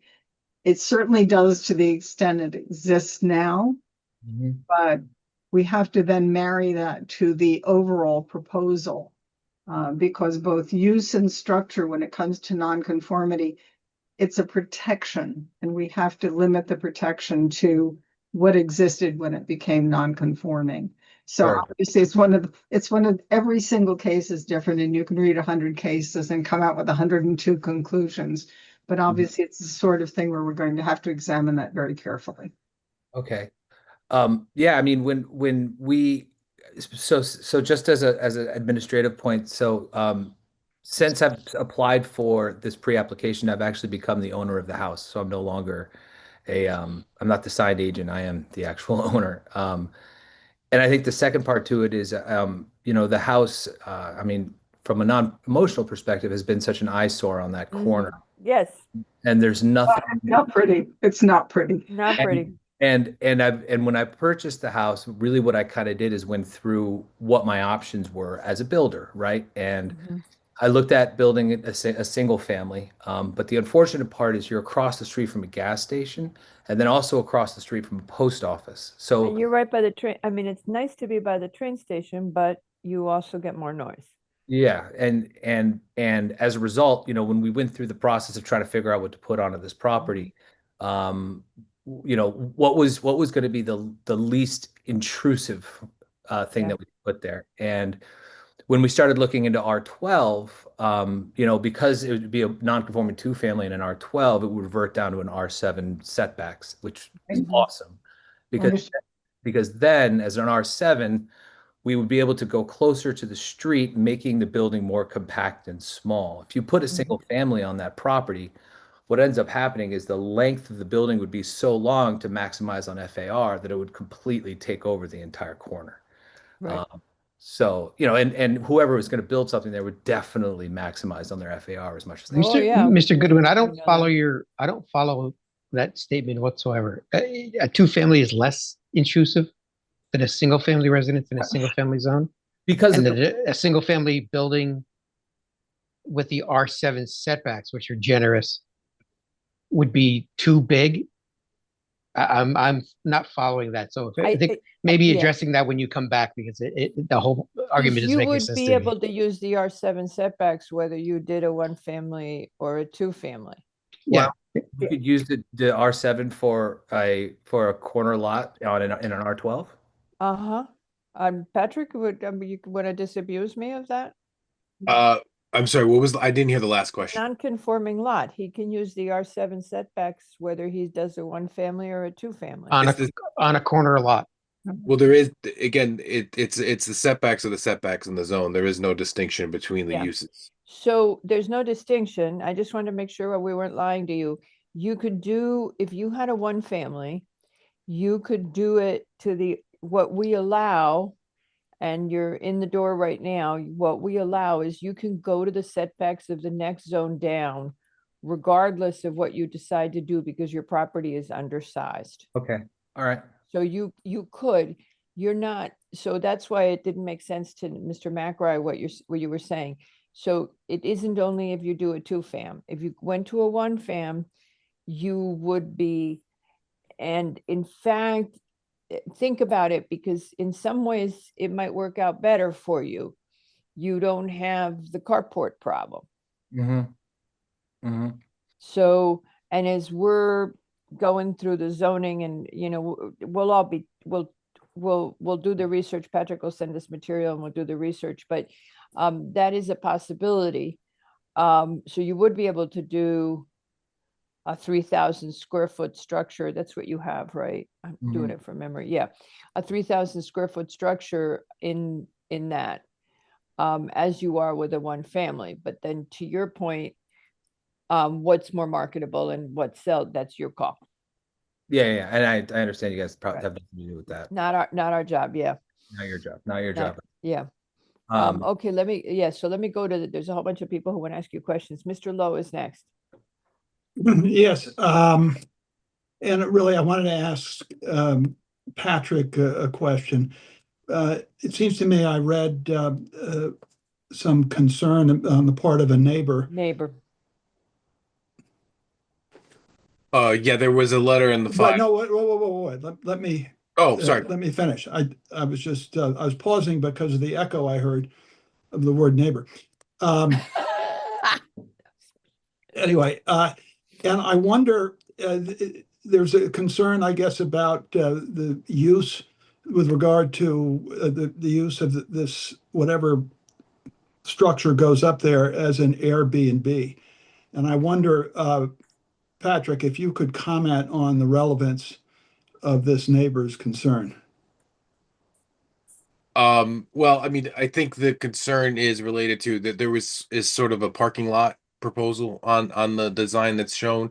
So that is somewhat atypical for the single family district that it is in. Airbnbs are allowed in the town. They are but they are not it's limited, prohibited from ADUs and on multifamily buildings. So it would be, multifamily structure would not be able to, 3 or more units would not be allowed to have an Airbnb in it unless the so that it's a little bit of a mixed bag with this, because we do allow the 2 families to be Airbnbs, but this is again non-conforming use in the zone. It's not exactly a standard 2-family. So now I'm confused. So in this case, if it were to become a 2-family, it could be used as an Airbnb? Correct. Okay. Then 1 second, Nick, I'm almost done. So, Mr. Goodwin, is that your intention to use whatever the end result is an Airbnb? No, it is not. My intention with the house at this point, if I can get the 2-family passed, is to rent them out long term. And I'm really looking at 2 specific demographics potentially for it. One is downgraders that are looking to move into town, and the second is an introduction for families that are trying to come into Greenwich and don't want to commit to buying a house. Those are the 2 demographics I'm essentially trying to feed to. Okay, great. Thank you, Patrick, and thank you, Mr. Goodman. Mr. McRae and then Ms. Jenkins. Mr. Goodman, suggestion to you and your design team actually go back and do a very, very detailed hard zoning study before you come back to make sure that actually you've got the proper envelopes for the corner lot, how much you're taking down, so we can clearly understand what's going on with the property. I'll give you a good example. The property you were talking about actually doesn't require variances, but both bay windows are over the setback according to the plan. If that's the case, it would require a variance. So I think actually a really good hard detail study of what's available for you with the property with the zoning limitations applied to it, and then go from there, understanding your best bet, right? Tearing down this building, you're starting with a blank canvas. So there may be a number of opportunities that could be evident if you think of it as a blank canvas, no building, nothing saved, and you're just starting from scratch. Yeah, I think that's very true. I think what my designers and I had the intention with those bay windows that reached into the setback area, as long as from what we understood, and maybe I'm wrong, if it's less than 10 feet width, then it can go out. I think. Yeah, but it actually sitting on the foundation, so it's actually part of the house. If it was actually just hanging off the facade, that's part of the code. But in this case, actually, it's sitting on a foundation of the basement. That's not part of it. All right. So like an eave line, a belt line, those kind of things. A window that actually hangs off, you can go out 10 feet by 2 feet, but it can't be touching the ground or part of the foundation. Sure.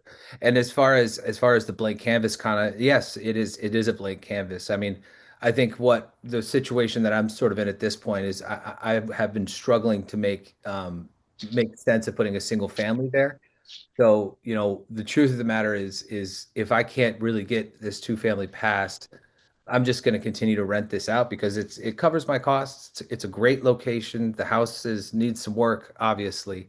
But as it is right now, it's a great investment. So, but the corner lot, the rest of Arcadia, as you go down towards the east, is all single family residences.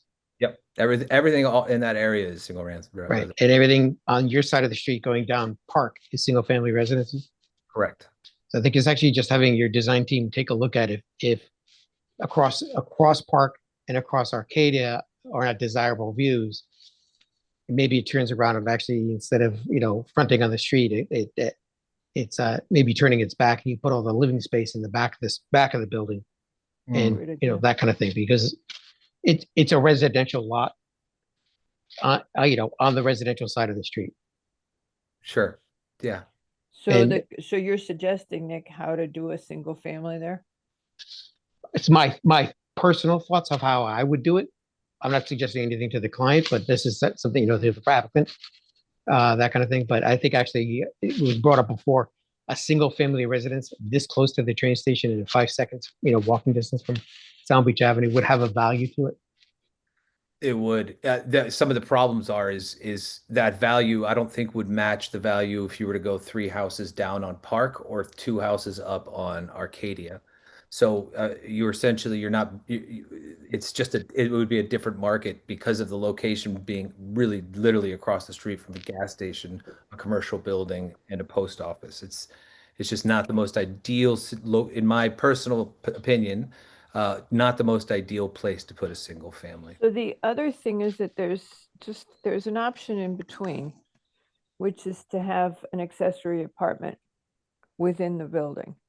And I'm sure you discussed that with Patrick, but so there's the main unit is bigger, and then you have an accessory apartment, which can be about 1/3 of your total FAR. So you're talking about, if you had a 3,000-foot structure, I'm just doing rough numbers, you'd have call it a 1,200 square foot accessory apartment in it. So that's another option that, again, you now have a conforming use in the zone, and you can go to the full, you're not expanding at all a nonconformity. And again, we've got to look at the case law again, because every time we talk about how nonconformities move forward, we get into this big theoretical discussion. Sometimes we think we could all teach a seminar on how to debate the topic. But that's another thing, is to consider doing an ADU. That gives you 2 living units without the hassle. Sure. Ms. Jenkins and then Mr. Leroux. Yeah, and I guess I'm here for the big academic argument.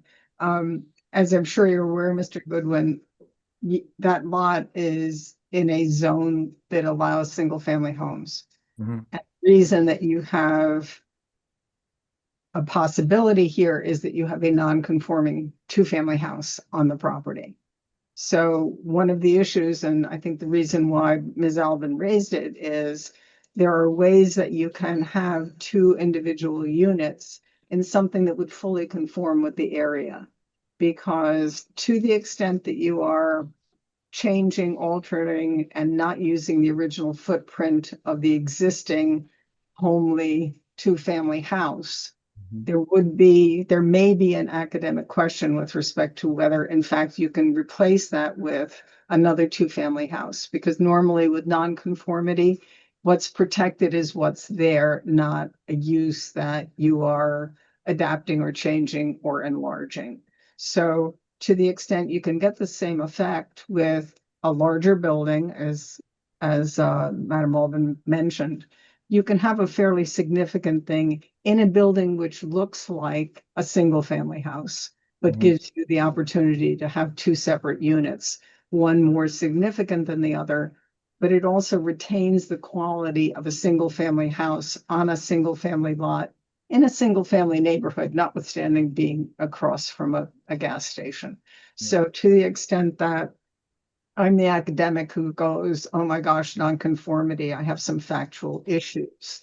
To the extent you can take a different approach, get the same result, and avoid questions about whether you can extend or expand a nonconforming use, you've got opportunities here. And I think that they would be equally attractive and a lot less, shall I say, potentially legally problematic.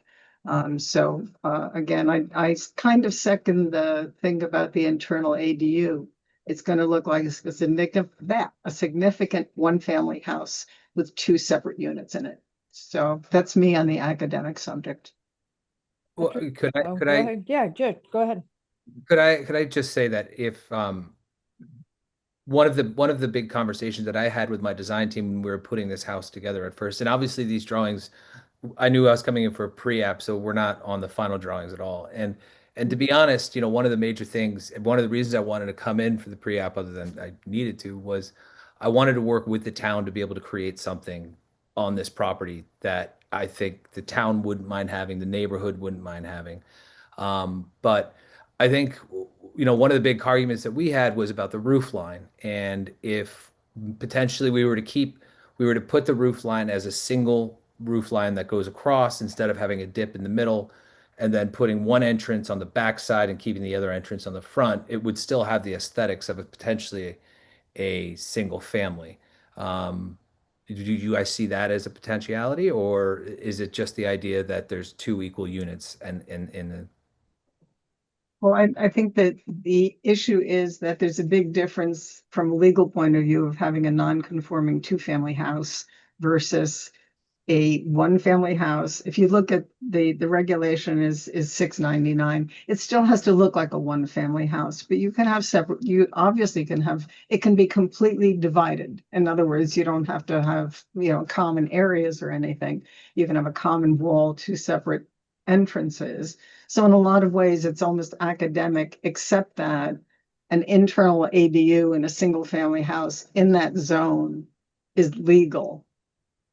2-family house with changes to an existing 2-family house on the property raises issues that the 1-family house with an internal ADU doesn't raise.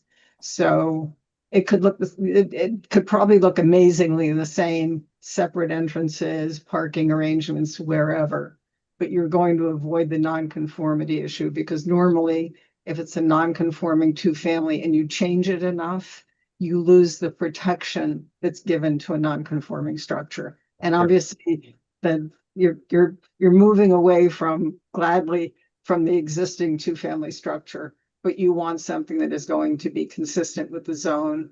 And again, the way it's going to appear may not be all that different, and you're going to eliminate a lot of potential issues. Okay. All right. Mr. LaRue? Mr. Goodwin, I think, well, I'm going to allow you to answer, but I thought what you were trying to say earlier about when you're describing the design of the building was that marketing wise, a thin and long single family house is a harder product to sell than two units that are smaller combined, but as a smaller building. Was that what you intended to say, or was I missing that point? No, I mean, that was part of it. I think the other part of it was it was a misunderstanding on my side that due to the undersized lot, I would be able to revert to the R7 setbacks as well. So it was sort of. So he didn't realize that he could have the single family could also do the R7 setbacks. Okay, understood. And the other thing is it's a connected building no matter what, because as I remember, the second story goes over the carport, correct?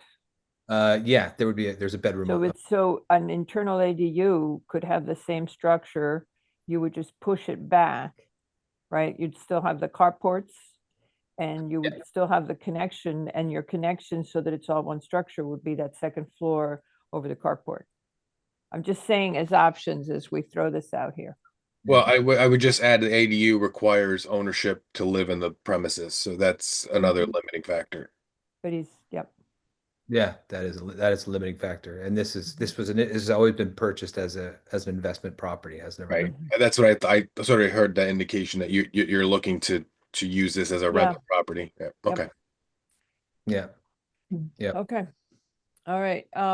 So I guess the best thing to do is we're going to research it while you're working on getting it ready, and we're going to be talking to Patrick, and he'll fill you in on where we come out. So we want to look at all the cases that around the state on this type of application and just make sure we're being consistent with them, because they've been done differently at different times. It's always tricky, right? So we'll have to figure out how we move forward so Patrick can keep you abreast of the research. That'd be great. Thank you so much. Okay. All right. Well, so we'll hopefully see you soon. Yeah, you will. Don't worry. Thank you. Bye. All right. Thank you very much. Okay, so our next application is not an application, it's a decision item, and we go to Greenwich Hospital for a final site plan and special permit to renovate the Watson and Cohen pavilions to accommodate their use as the Smilo Cancer Center. This is before us, as Ms. Suchins has pointed out, because of the way the regulations for the hospital are written, which, because the remodeling affects more than 20,000 square feet in the H1 or H2 zone, they have to come back before us. So with that, I will turn this over to Trustee Secretary. For the record, there are only 4 people here tonight who will be voting: Albin, McRae, Lowe, and Wells. Mr. Yeski is absent, and we are unable to seat someone else to replace him. Mr. Lowe? Yeah, not to preempt Mr. McRae, but and because I can't remember whether we discussed this or not, but I wondered if we could have at least one condition on this. Why don't we do it once there's a motion on the floor, and then we can All right. amend the motion on the floor, and we will add conditions as we think appropriate, if that works for you. Of course, whatever you'd like. Thank you. Okay, thank you. All right, back to showtime, Mr. McRae. Okay, so the trustee, as opposed to grumpy secretary, shall go. Yeah. 5 Perry Ridge Road, in 7 Lafayette Place, final site plan special permit, PLPZ 2025-105. Applicants requesting approval to make changes to the internal uses of the current Watson Pavilion at 5 Perry Ridge and the Cohen Pavilion at 7 Lafayette. to accommodate a new cancer treatment center on a 9.366 acre property located in the H1 and H2 zones. Whereas the proposed interior alterations of a building or a change of use affecting more than 20,000 square feet within the prior 2 years requires a special permit application from the Planning and Zoning Commission. The commission finds that, and I won't go into the detail of the interior uses, but they're listed in my notes. And just the additional changes that are being made is that the existing medical uses moved to satellite offices would be 500 West Putnam, 49 Lake, or 56 Lafayette. Approximately 60,000 current patient visits are moved off the hospital site. Pulmonary and surgical practices are to be relocated off the site as well. The valet parking program is to be reestablished and restarted. There would be an estimated 30 net new staff positions in the building, and the parking garages can absorb an increase in demand in conjunction with the valet parking program. Conservation issued comments on 4/30/25 indicating recommendations to the proposal. ARC issued minutes of their regular meeting from 5/12/25 indicating recommendations to move forward with planning and zoning review. Zoning issued comments on 5/2/25 indicating no comments to the application. The sewer division issued comments on 4/30/25 requesting the applicant submit sanitary sewer flows and a signed letter acknowledging receipt of P&Z comments. Department of Public Works drainage, the applicant submitted a drainage exemption that was dated 2/19/25. Department of Public Works traffic issued comments on 5/2/25 indicating resubmittal prior to zoning permit approval. Beta issued comments dated 5/30/25 indicating recommendations to proposed crosswalks. EMAC issued comments dated April 2025 indicating recommendations to the proposed mechanical systems and noting there were no renewable energy systems proposed. And Wetlands issued a permit needs questionnaire dated 2/26/25 indicating no action required. Therefore, a motion to approve the application for final site plan and special permit with the following conditions. Per sewer division comment, the applicant has submitted a letter dated 5/28/25 acknowledging their comments. And per beta recommendations, RRFB systems shall be installed at locations around and in the roundabout crosswalks as referenced in their memo dated 5/2/25. And any other conditions, Mr. Lowe? Well, thank you. I wonder whether it would be a good idea to include a condition that requires a regular review by staff / commission with regard to concerns that have been expressed for detrimental traffic issues and pedestrian safety. We spent a fair amount of time on discussing these things, and I had a sense that we weren't all totally happy with, or we're not soothsayers.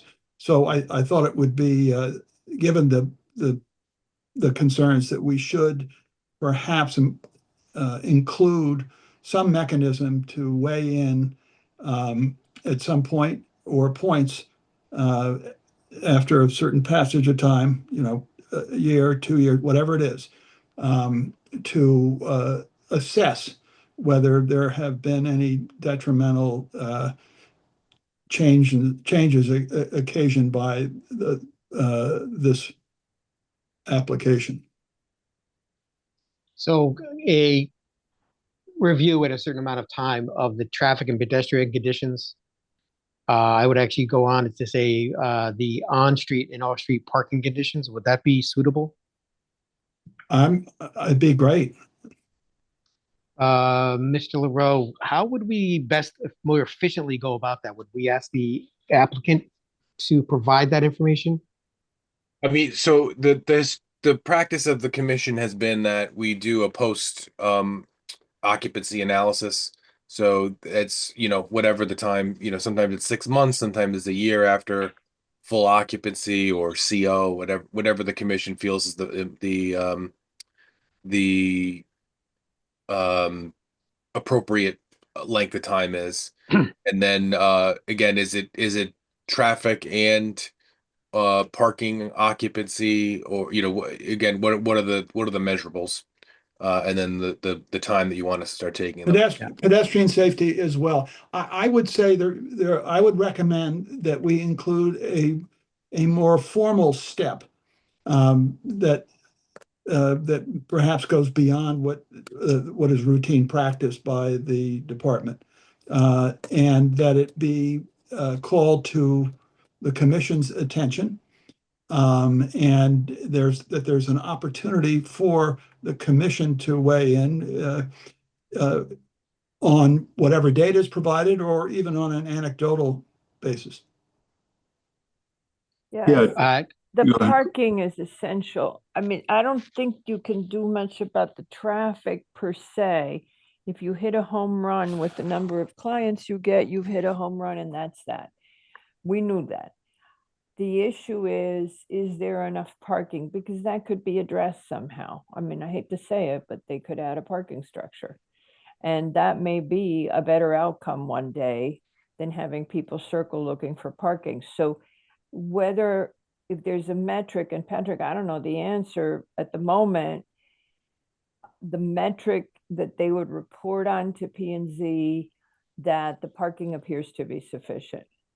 Yeah, aren't those? I'm sorry, but aren't those two issues intrinsically they are combined? Yes. I mean, but you can't if fix, they hit a home run and they're having if they hit a home run or whatever you want to call it, and we see a discernible influx of the patient base, which that translates into excess traffic that's causing issues having to do with pedestrian safety, having to do with parking issues, et cetera, traffic. They're all related, right?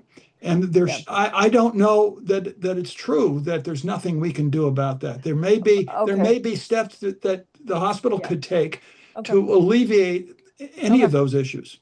All right. Okay. I mean, I just didn't want to turn away patients. And so if there's too much traffic and you can tuck it into parking, if there's the demand for treatment, once you're there, you don't want to refuse. Well, I don't know what, I can't see the future. I'm trying to anticipate the problems that we've been talking about for several years.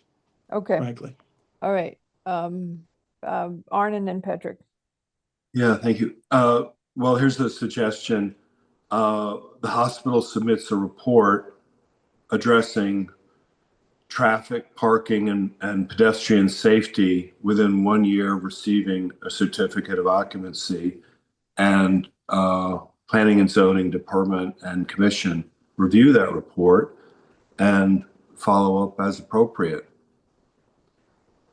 And that way, they're the ones that provide the data, and we look at that. If we have to send it, to beta to review, then we do that. If we doubt what they're telling us, I think they'll probably be okay on parking, but we at least start there, Well, I that's fine, Arne. I would just say that I think there will be a need to have a review later than that as well, because it may take time for them to build up a large patient base, and that may take several years.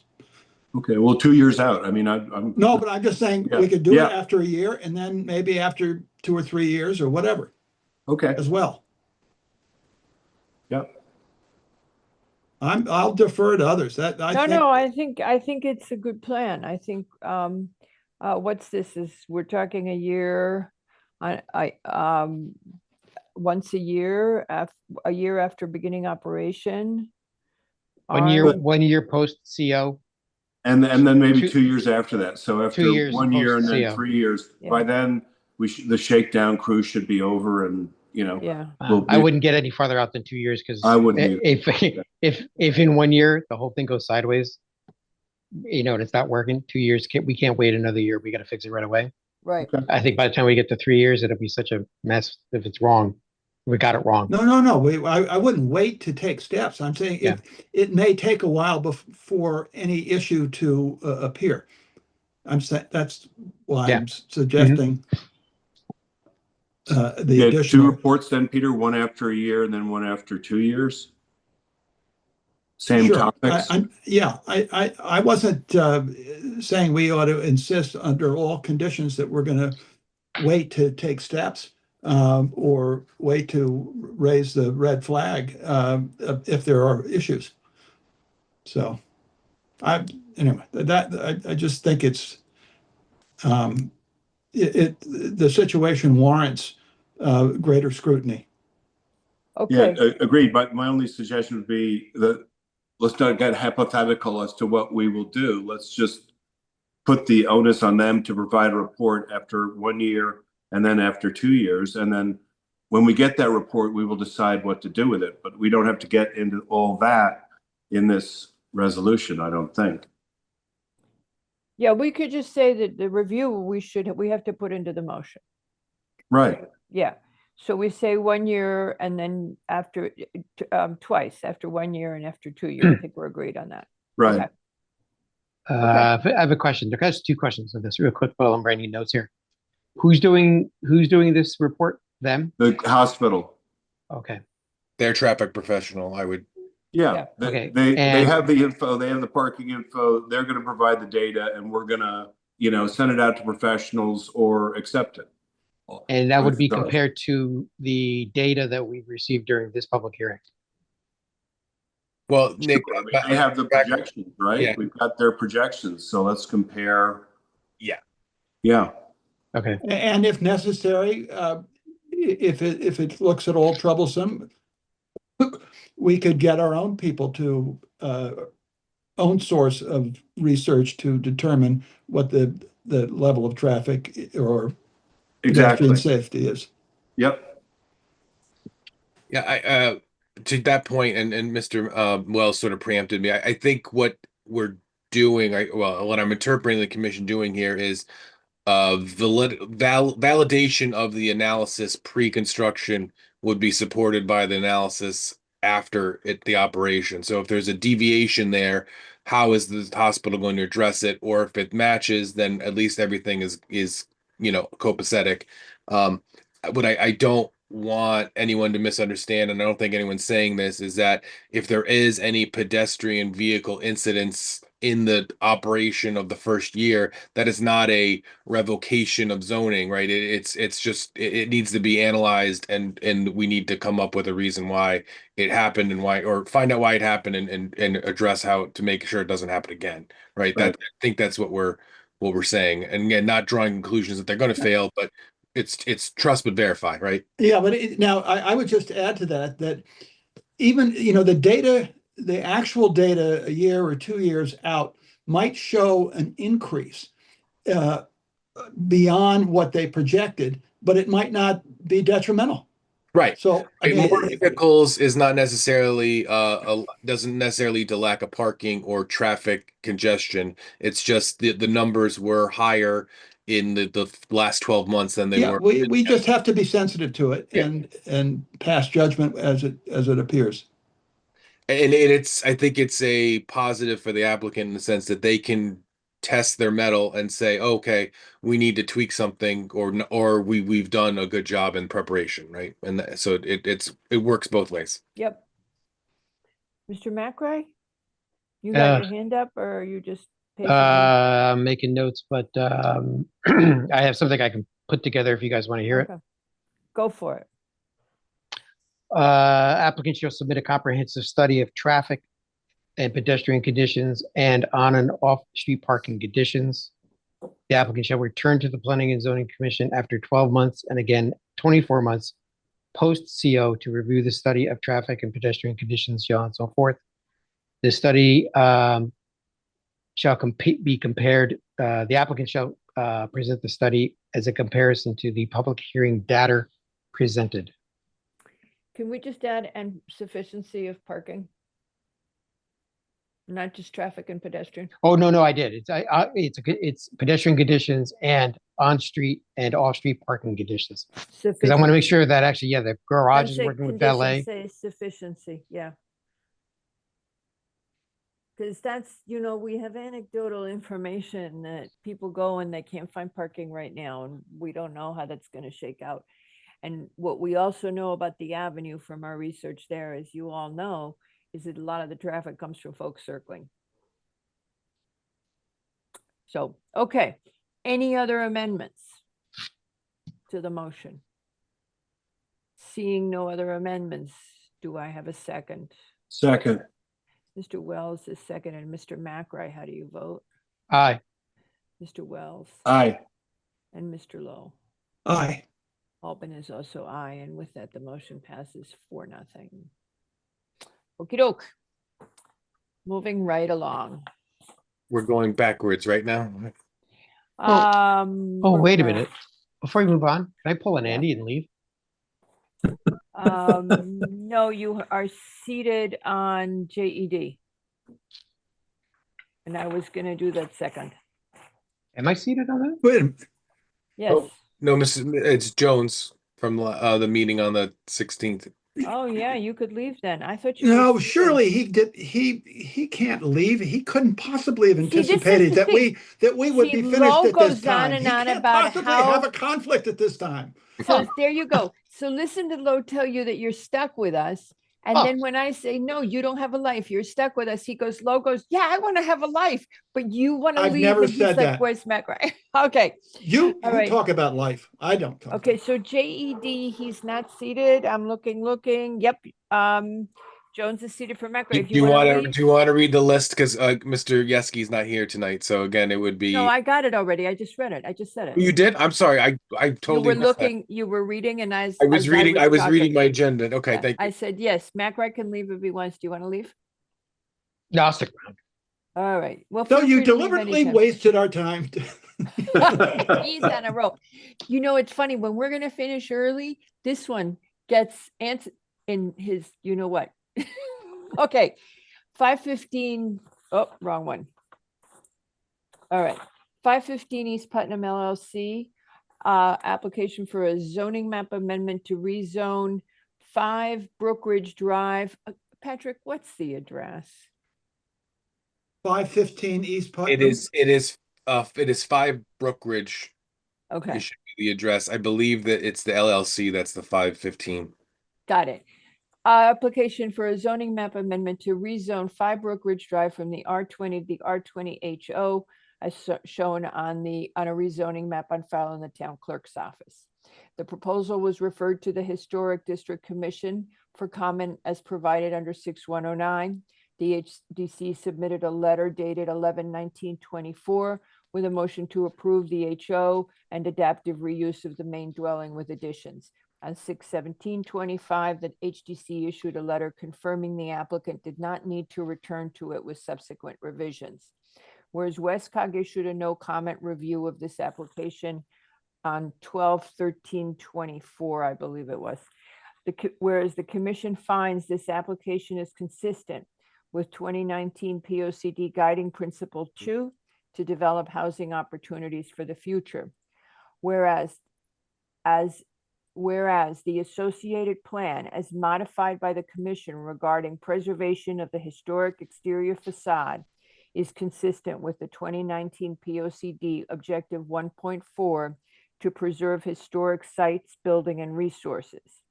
Whereas in regard to the exterior preservation modifications on the associated site plan, the commission is requiring that the main structure and the carriage house remain faithful to the original colonial revival style with stucco finish and retention of Tudor elements, including the half timber gables, which are described in the applicant's narrative. Trim detail is to include barge boards on the gables with an open beadboard soffit with curved outriggers. Whereas the commission has further relied in its review of the HO application on the likelihood that this property and 505 East Putnam were built by the same architect, Frederick G.C. Smith. Whereas the commission has included photographic documentation in the public record of the exteriors of 505 and 509 East Putnam, as well as 3 Hillside Road. Whereas subject to the modifications the commission is requiring for the associated site plan, The commission finds that this application for a zoning map amendment to be consistent with section 6109 of the zoning regulations, as well as purposes 7 and 12 of the zoning regulations. This application for a zoning map amendment is therefore hereby approved. Do I have a second or any modifications? Second.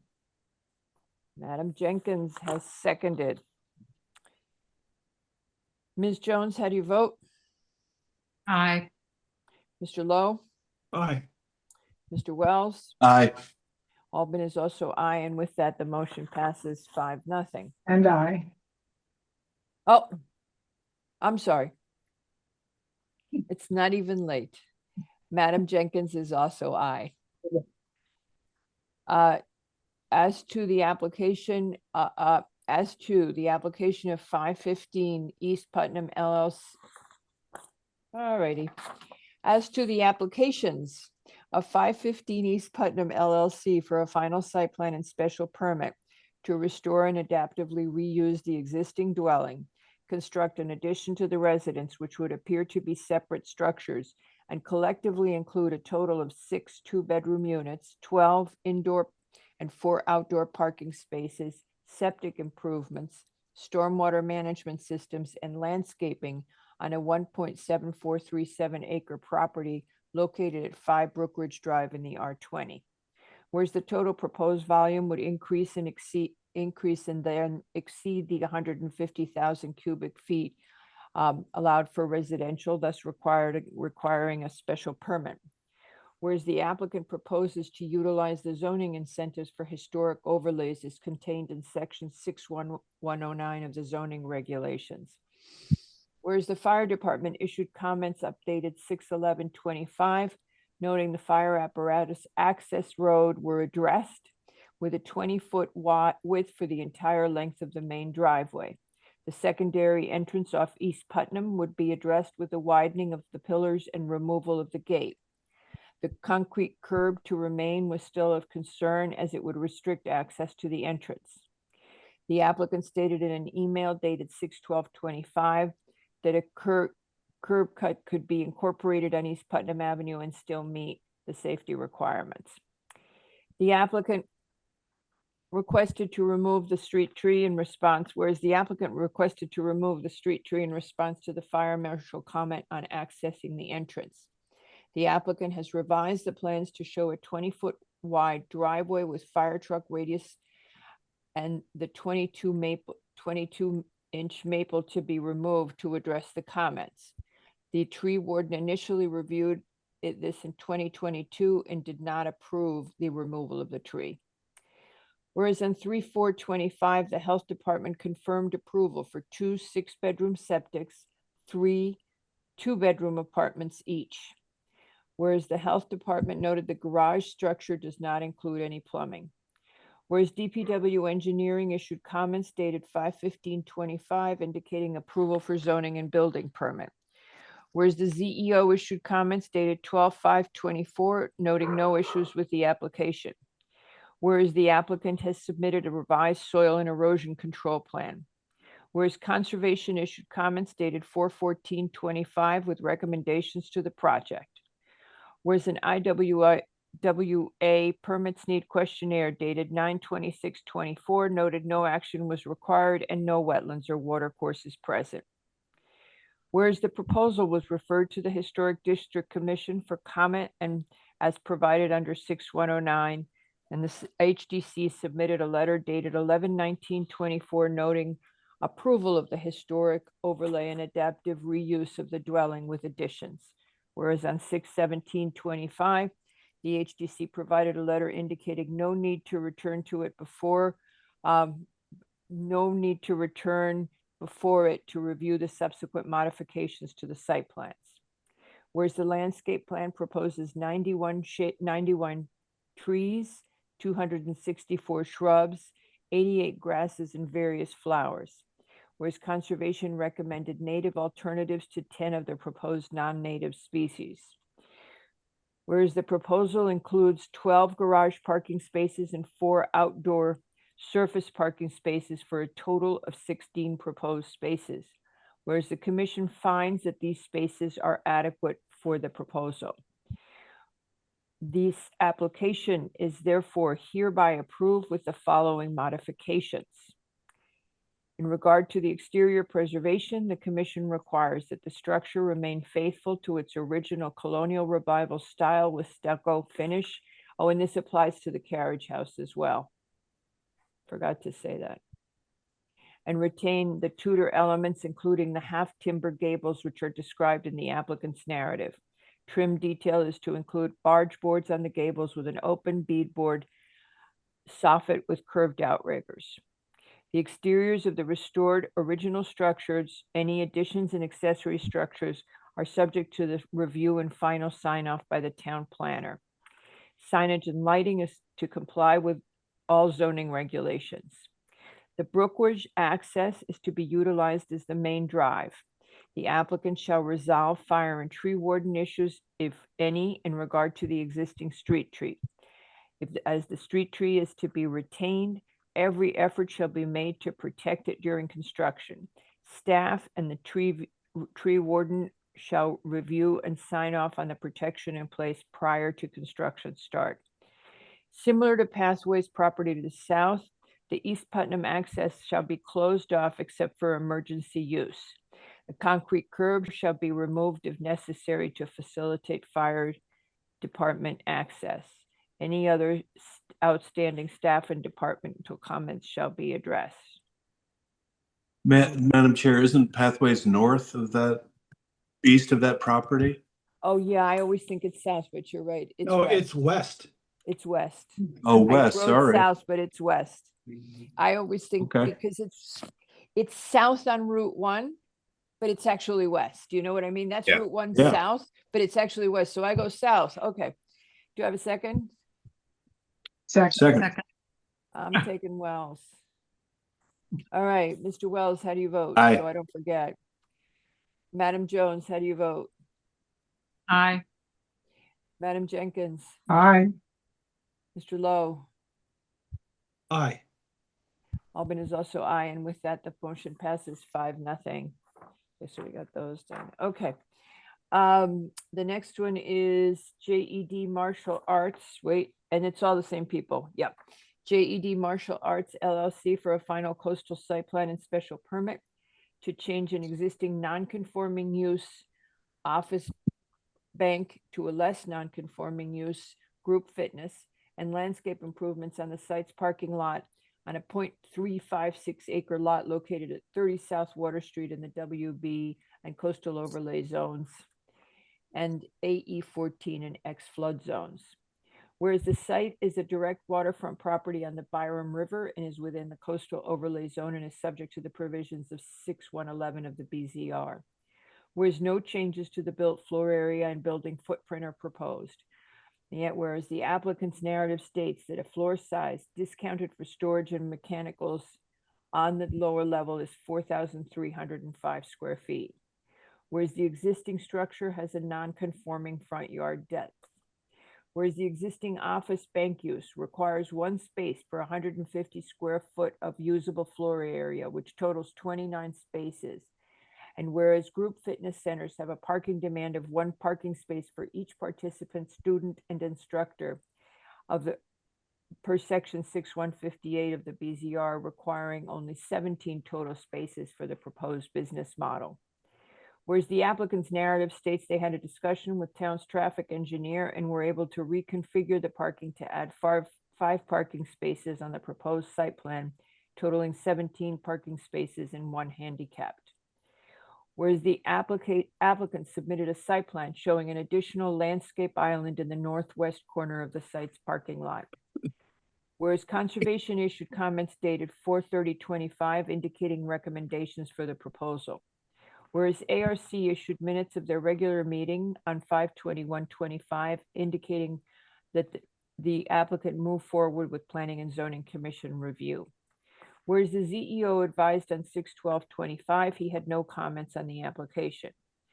Whereas Sewer issued comments on 6/10/25 requesting the applicant submit sanitary sewer flows and a signed letter acknowledging receipt of the P&Z comments and this acknowledgement was sent dated 6/13/25.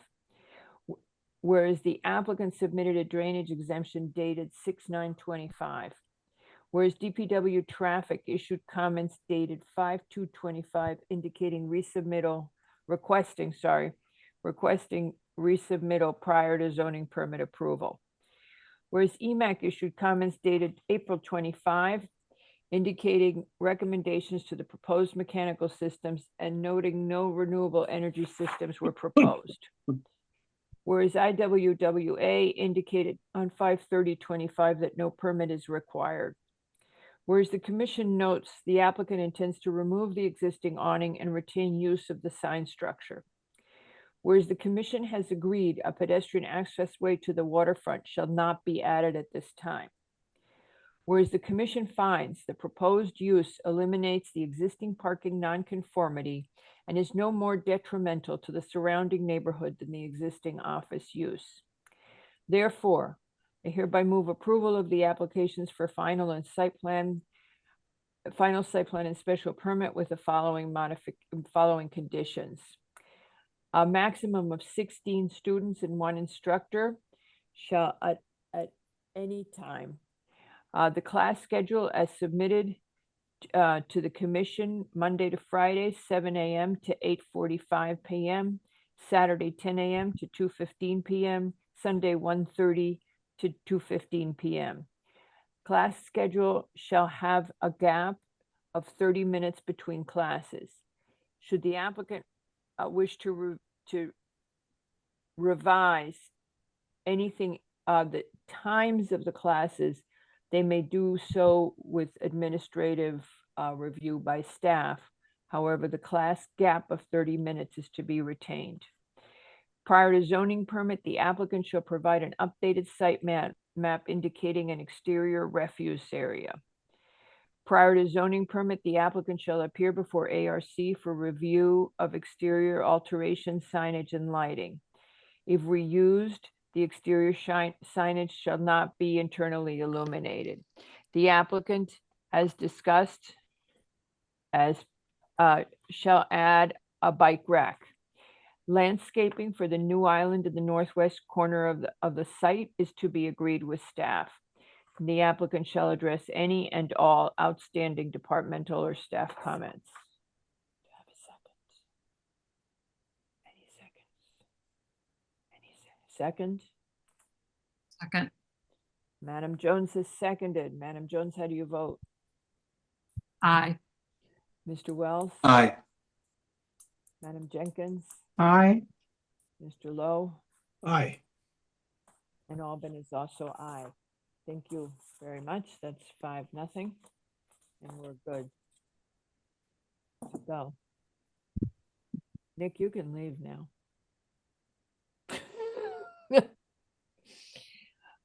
Folks, it's 6:18.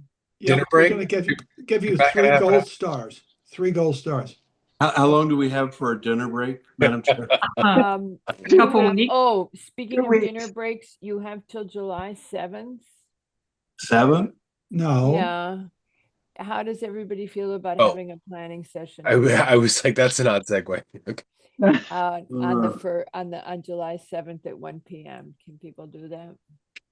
It's Monday. Sure. Why not? Okay. Sure. Wait a minute. It's our monthly meeting. We got to get some of these done. We really got to get the HO done. Could we just get the HO done?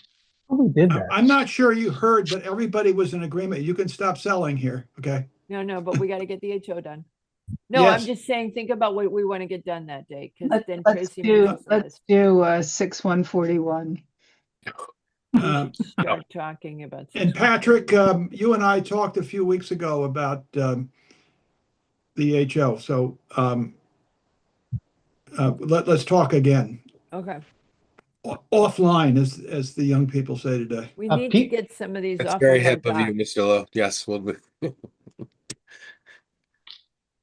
yeah, Very- we can. It I'm- sounds I'm- very secretive, but No, yeah, and we're getting all the track changes and everything squared away, so we have something to compare to. So Good.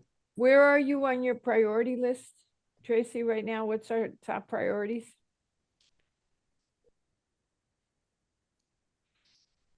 Let me pull that list up. Oh, hang on one sec.